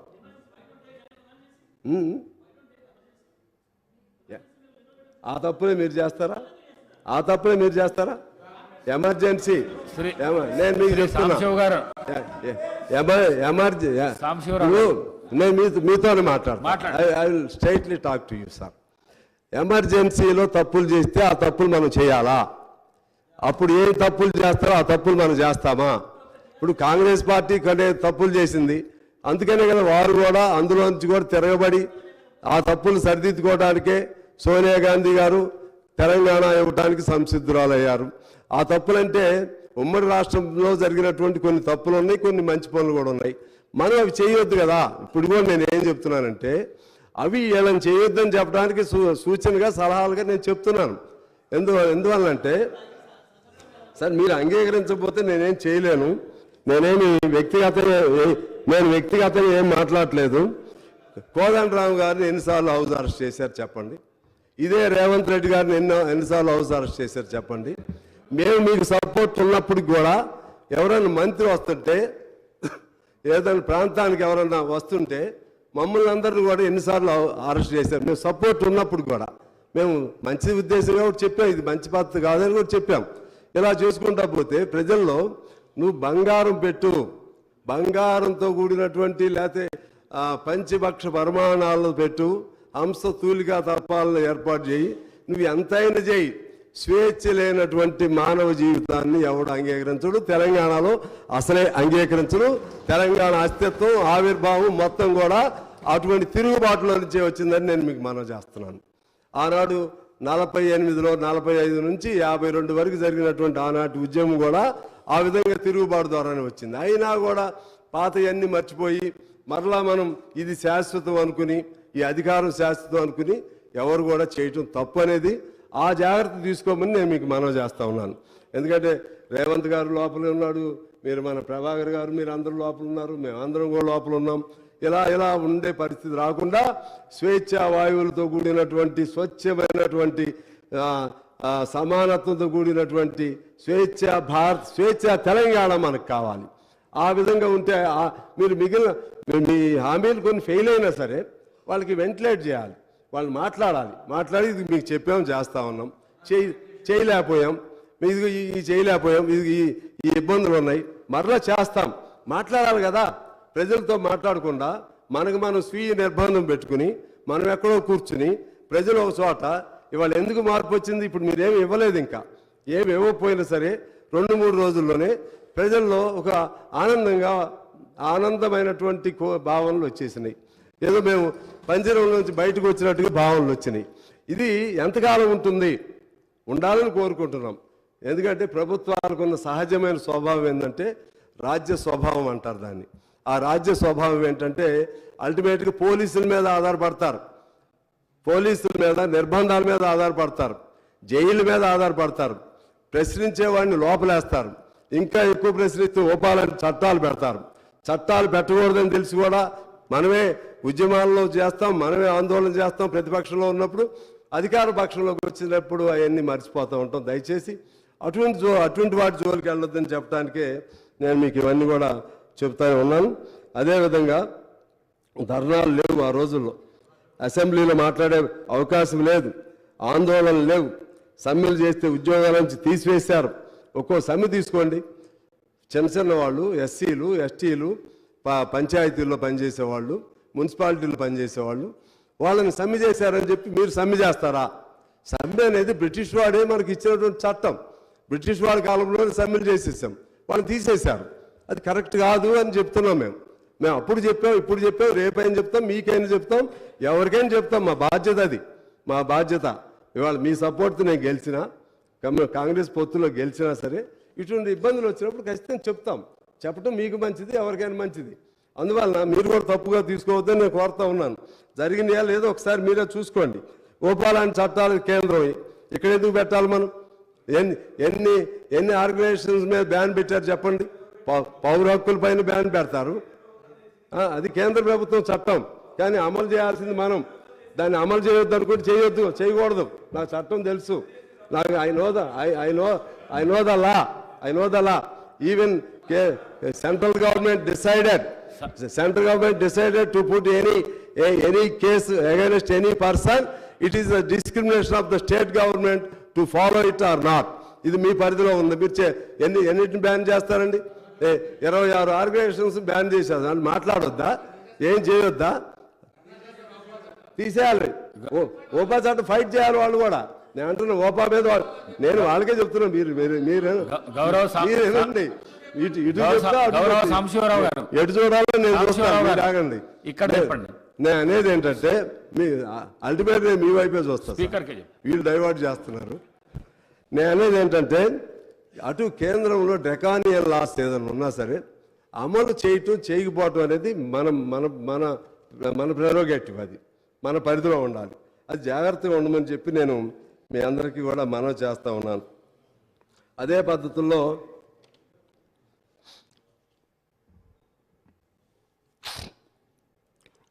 ఇంకా కొన్ని కేసీఆర్ గారిని చూస్తే బాధేస్తుంది.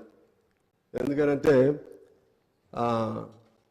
ఆయన చాలా విజన్ ఉన్న నాయకుడు, అందులో తప్పులేదు. ఏదైనా సరే తలుచుకుంటే చేయగలుగుతాడు, వద్దనుకుంటే చేయకుండా కూడా ఉండగలుగుతాడు. ఈయన అంత తెలియగలిగిన వాళ్ళు అన్ని వాగ్దానాలు ఎందుకు చేశారు, ఎందుకు చేయాలి? ఇప్పుడు మీకు వచ్చిన ప్రాబ్లమే. మరి మా అక్బర్ గారు, I don't think that whether you have asked during the rule of the KCR when he promised about several things, like just like 3 acres for every Dalit family, 3 acres for every Girijan family, and 2 bedrooms for everyone, one employee from every household. Okay. గౌరవ సభ్యులు సాంబశివరావు గారు. Okay, మాట్లాడండి.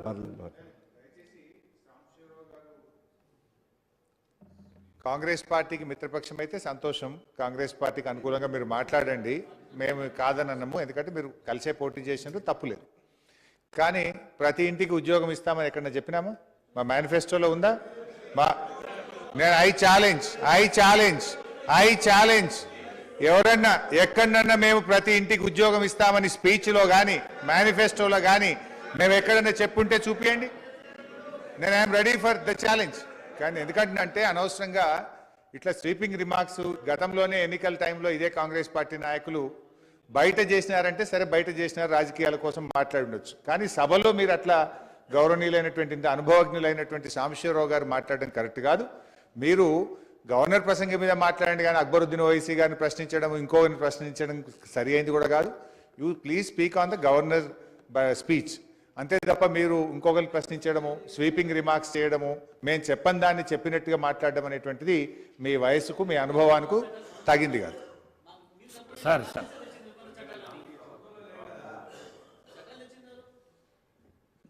My learned friend had just asked me a question whether I have raised the issue about the land to be given. Honorable, my dear friend is not there. Sridhar Babu and Bhatti Vikrama. Madam is there, Sitaka is here. They are witnessed. I have raised this issue not only in this house, sir. I have also spoken in the Public Accounts Committee where I was the chairman of that. In that also we have raised the same question and replies was given.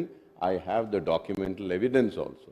I have told before and repeating once again that we have played a constructive role and we will continue playing the constructive opposition role, sir.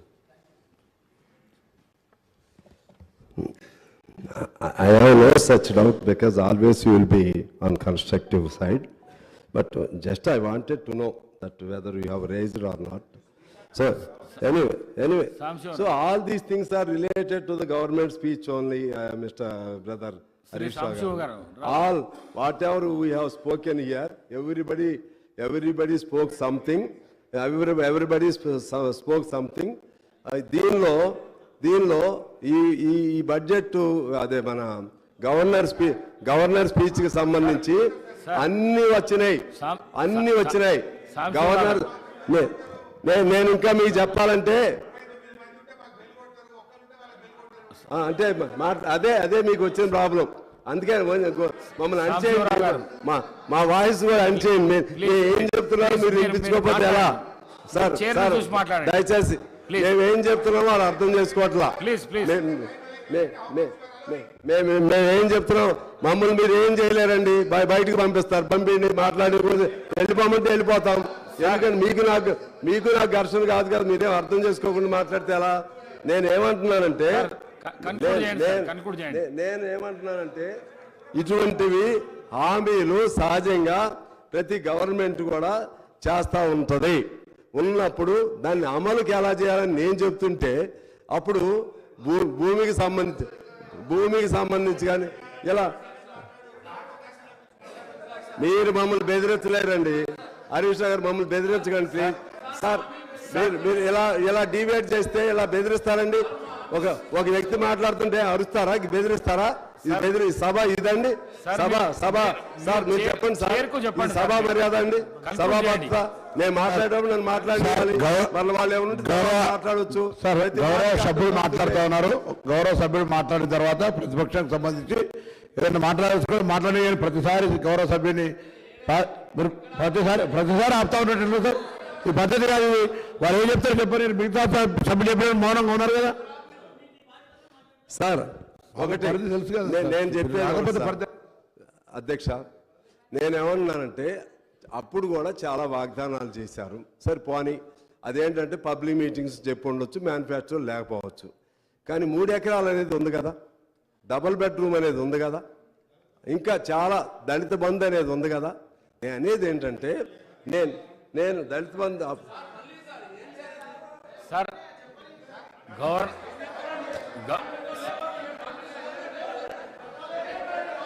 Prashanth Reddy గారు please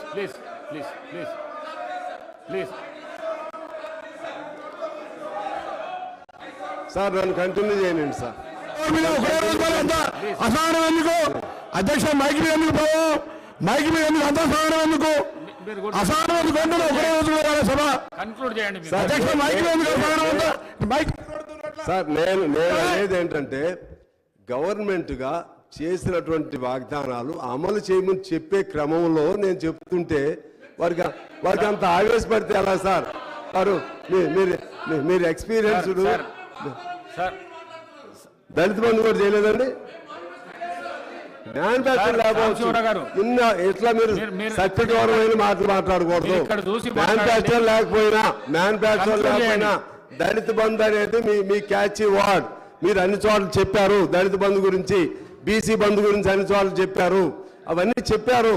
సరే manufacture ఉందా లేదా అనే point కాదు. అందువలన అసలు మేము చెప్పలేదంటే నేనేం చేయలేను దానికి. అది వదిలేద్దాం. దాన్ని నన్ను ప్లీజ్ నన్ను ఎలో చేయండి. నేను ఇక్కడ సెంటర్లో కూర్చున్నా సార్. నేను ఇక్కడ సెంటర్లో కూర్చున్నా నేను. అందుకనే ప్లీజ్ అసలు మాట్లాడనీలేదు కదా సార్, నా సబ్జెక్టే చెప్పనీలేదు. నేను ఒక మంచి సదుద్దేశంతో సభను ఎలా ముందుకు తీసుకెళ్ళాలి, ప్రభుత్వాలు ఎలా ఉండాలి అవేగా నేను చెప్తుంది. మీరు వినకుండా నేనేం చెప్పాలి? మీరు వినకుండా మీరు ఇప్పుడు అక్బర్ గారు విన్నారు నేను చెప్పింది, విన్నారు. ఆయన ఈ సెట్ ఓకే, మీరేమో అసలు వింటలేదు. నేను కాంగ్రెస్తో స్నేహం లేకపోతే ఇంకోటితో ఎవరితో స్నేహం అని నేను ముందే చెప్పా. ఇక్కడ కూర్చున్నప్పుడు శాసనసభ్యునిగా మాట్లాడతాను, ఒక సబ్జెక్ట్ పరంగా మాట్లాడతాను. అంతేగాని ఇప్పుడు నేను దాంతో స్నేహం పెట్టుకున్నానని మిమ్మల్ని వ్యక్తిగతంగా విమర్శ పెట్టానా? ఇంకోటితో ఏమైనా విమర్శ పెట్టానా? నేను విధానపరంగానే మాట్లాడుతున్నా దయచేసి అర్థం చేసుకోవాలని చెప్పి నేను కోరుతా ఉన్నాను. అదేవిధంగా ఇంకా కొన్ని అంశాలు ఉన్నాయి అధ్యక్ష. ముఖ్యంగా వీటికి సంబంధించి నేను అంటున్నాను, దీన్ని మంచి మన రాష్ట్రం తెలంగాణ రాష్ట్రం అది సౌభాగ్యమైన రాష్ట్రం, సంపన్నవంతమైన రాష్ట్రం. నాకు కూడా తెలుసు ఆ ఇండెక్స్లు మనం పెర్ క్యాపిటల్లో నెంబర్ 1, అదేవిధంగా SGDPలో నెంబర్ 1, ఇంకా అనేక ర్యాంకింగ్లో నెంబర్ 1. కానీ నా అనుమానం ఏంటంటే ప్రతి నెల 1వ తారీఖున జీతాలు ఎందుకు ఇవ్వలేకపోయారు, అది నాకు కావాలి. డబ్బులు ఎటుపోయినాయి. రెండోది స్కాలర్షిప్లు పిల్లలకి స్టూడెంట్స్కి 7,800 కోట్ల రూపాయలు స్కాలర్షిప్లు ఇవ్వలేదు. అది ఎందుకు ఇవ్వలేకపోయారు నాకు కావాలి. అదేవిధంగా గ్రామ పంచాయతీలకి రావాల్సిన నిధులు ఎందుకు ఇవ్వలేకపోతున్నారో అది కావాలి. ఈజీఎస్ ఫండ్స్ వచ్చిన వాటిని డైవర్షన్ ఎందుకు జరుగుతుందో అది కావాలి. అటువంటి మీరు చేయొద్దని నేను చెప్తున్నా. వారు ఏమి తప్పులు చేశారో దానికి మంచి పరిపాలన చేసినప్పుడు కూడా ఇటువంటి కొన్ని తప్పుల వలన వాళ్ళు అధికారం కోల్పోయారు. ఆ తప్పులు చేయొద్దని వాళ్ళకి నేను సూచనగా చెప్తున్నాను అధ్యక్ష. అదేవిధంగా ఇప్పుడు ఈ పవర్ ప్రాజెక్ట్ సంబంధించి సరే 85,000 కోట్లు దాని ఏదో అరౌండ్ 85 or 81 జరిగింది. నేను అదే పద్ధతిలో చెప్తున్నా. సింగరేణి ఉంది. సింగరేణి నేను మా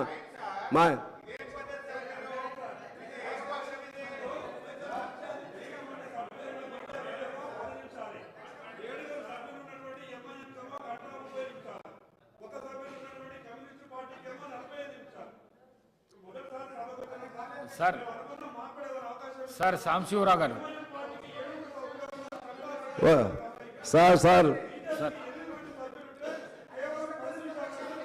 ఎందుకు సార్ నేను ఒక్కనే కదా, నా మీద ఎందుకు మీకు అంత కోపం? ఎందుకు నా మీద ఎందుకు అంత కోపం? మాట్లాడి సార్ ఓకే, నన్ను అది మాట్లాడలేదు. మా మిత్రులు, మా మాజీ మిత్రులు, ప్రస్తుత మిత్రులు, భవిష్యత్ మిత్రులు నన్ను అసలు మాట్లాడినారు. ఓకే సరే, బ్రీఫ్గా just I will conclude with in short time. సరే, ఒకటి సింగరేణికి సంబంధించి దాదాపు 40-50 కోట్లు డైవర్ట్ అయింది. సింగరేణి ఫండ్స్ని ఎక్కడెక్కడో తీసుకెళ్ళి పెడుతున్నారు. దాన్ని మీ దృష్టికి తీసుకుని వస్తున్నాను. అదే పద్ధతుల్లో ఇప్పుడు మిమ్మల్ని కోరేది ఏంటంటే ఈ అవుట్ సోర్సింగ్ అలాగే కాంట్రాక్ట్ కార్మికుల వ్యవస్థ లేకుండా చేస్తామని చెప్పారు. దయచేసి కొత్త గవర్నమెంట్ దానిపైన ఆలోచన చేసి అటువంటి ఆ వ్యవస్థని రద్దు చేయటానికి నాకు తెలిసి మన C&MD గారితో గౌరవ ఉప ముఖ్యమంత్రి గారు ఆయన C&MD గారు సింగరేణితో మాట్లాడితే వేతనాలు పెరుగుతున్నాయి కాబట్టి మేము అవుట్ సోర్సింగ్ పెడుతున్నామని చెప్పారు. నాకు తెలిసింది వేతనాలు పెరుగుతున్నాయని కోర్ మెటీరియల్ని అసలు ఎప్పుడు కూడా లోపల కోల్ తీసే దానిలో ప్రైవేట్ వాళ్ళని అవుట్ సోర్సింగ్ వాళ్ళని పెట్టకూడదు. ఇవాళ కేవలం లాభాల కోసం సింగరేణిని ఆ విధంగా ఒకనాడు 1,30,000 మంది, తెలంగాణ వచ్చినప్పుడు 60,000 మంది, ఇవాళ 30,000 మంది దిగిపోయారు. మన ఆంధ్రప్రదేశ్లో లేకపోతే ప్రస్తుత తెలంగాణలో లేకపోతే మొత్తం సదరన్ స్టేట్స్లోనే ఒక గొప్ప ప్రాజెక్ట్ ఏదైనా ఉంటే సింగరేణి. దాన్ని పరిరక్షించుకోవడానికి ఈ కొత్త ప్రభుత్వం ప్రాధాన్యత ఇవ్వాలని చెప్పి నేను కోరుతా ఉన్నాను. అలాగే ఇవాళ ఆశా, ANM, మధ్యాహ్న వర్కర్లు, హమాలీలు, ఇప్పుడు ఆటోలు కూడా వాళ్ళు ఏదో యాడ్ స్టేషన్లో వస్తున్నారు. వాళ్ళ కన్సర్న్ కూడా వినాలి. వాళ్ళ సమస్యలు కూడా పరిష్కారం చేయడానికి ప్రయత్నం చేయాలని కోరుతున్నాను. నిరుద్యోగులకు సంబంధించి ఇవాళ నోటిఫికేషన్ వస్తుంది. ఆ నోటిఫికేషన్లో అప్పుడు సంవత్సరం క్రితం ఇచ్చిన నోటిఫికేషన్ ఇప్పుడు కొత్తగా చాలామంది కూడా అప్లై చేసుకుంటున్నారు. మళ్ళీ ఎలిజిబిలిటీ వచ్చిన వాళ్ళు ఉన్నారు. వాళ్ళకు కూడా అవకాశం ఇవ్వాలని చెప్పి నేను కోరుతా ఉన్నాను. నిరుద్యోగ వృత్తిది కూడా మీరు ఆలోచన చేసి ఇక ఆ ఉద్యోగాలు దొరకనటువంటి వాళ్ళకి ఏదైనా అవకాశం ఇవ్వాలని నేను కోరుతా ఉన్నాను. ఆగిపోయినటువంటి పెన్షన్లు, రేషన్ కార్డుల్ని తక్షణం స్టార్ట్ చేయాలని చెప్పి నేను కోరుతా ఉన్నాను. అలాగే వైద్యానికి సంబంధించి ప్రతి జిల్లా హెడ్ క్వార్టర్లో కూడా డయాలసిస్ సెంటర్స్ లేవు. ఆ విధంగా డయాలసిస్ సెంటర్లు ఉండే విధంగా ప్లాన్ చేయాలని చెప్పి నేను కోరుతున్నాను. మన రైతులకు ఇచ్చేటువంటి రైతు బంధు కానీ ఇటువంటి అంశాల్లో కౌలు రైతులను కూడా ఖచ్చితంగా మీరు పరిగణలో తీసుకోవాలి. కౌలు రైతులకు కూడా రైతులకు ఏమేమి బెనిఫిట్స్ వస్తున్నాయో అవన్నీ కూడా రైతులకు కూడా ఇవ్వాలని, ధరని మార్పులు చేయాలని చెప్పి కోరుతూ, అదేవిధంగా ప్రతి జిల్లా కేంద్రంలో ఒక ఐటీ హబ్ లేకపోతే ఇండస్ట్రియల్ పార్కు ఇటువంటి ప్రతి జిల్లా, ఇప్పుడు ఎందుకంటే మొత్తం సెంట్రలైజ్డ్గా డెవలప్మెంట్ జరుగుతుంది హైదరాబాద్లో, అది జిల్లాలకు కూడా కొంచెం ఎక్స్టెండ్ అయితే బాగుంటుంది. డీసెంట్రలైజ్డ్ డెవలప్మెంట్ ఉంటే బాగుంటుంది. ఆ వైపు కూడా మీరు జాగ్రత్త పడాలని చెప్పి నేను కోరుతూ, అమాలీలు ఇటువంటి అసంఘటిత రంగానికి సంబంధించి ఉద్యోగస్తులకు ఎలా నెలసరి పెన్షన్ వస్తుందో ఆ సిస్టమ్ ఒకటి ఉంది. మాకు అవకాశం ఇస్తే ఒకసారి మీరు మేము కలిసి కూర్చుని ప్రతి అసంఘటిత రంగంలో పనిచేసి ప్రతి ఒక్కరికి కూడా ఈ 2000, 3000 పెన్షన్ కాకుండా వాళ్ళ పనికి తగ్గటువంటి పెన్షన్ వచ్చే పద్ధతుల్లో ఒక ప్లాన్ చేసుకుంటే మీరు చరిత్రలో మిగిలిపోతారని చెప్పి భావిస్తూ, ఆఖరిగా ఈ ఇరిగేషన్ ప్రాజెక్టులకు సంబంధించి మన ఈ దక్షిణ తెలంగాణ పూర్తిగా నిర్లక్ష్యం చేయబడింది.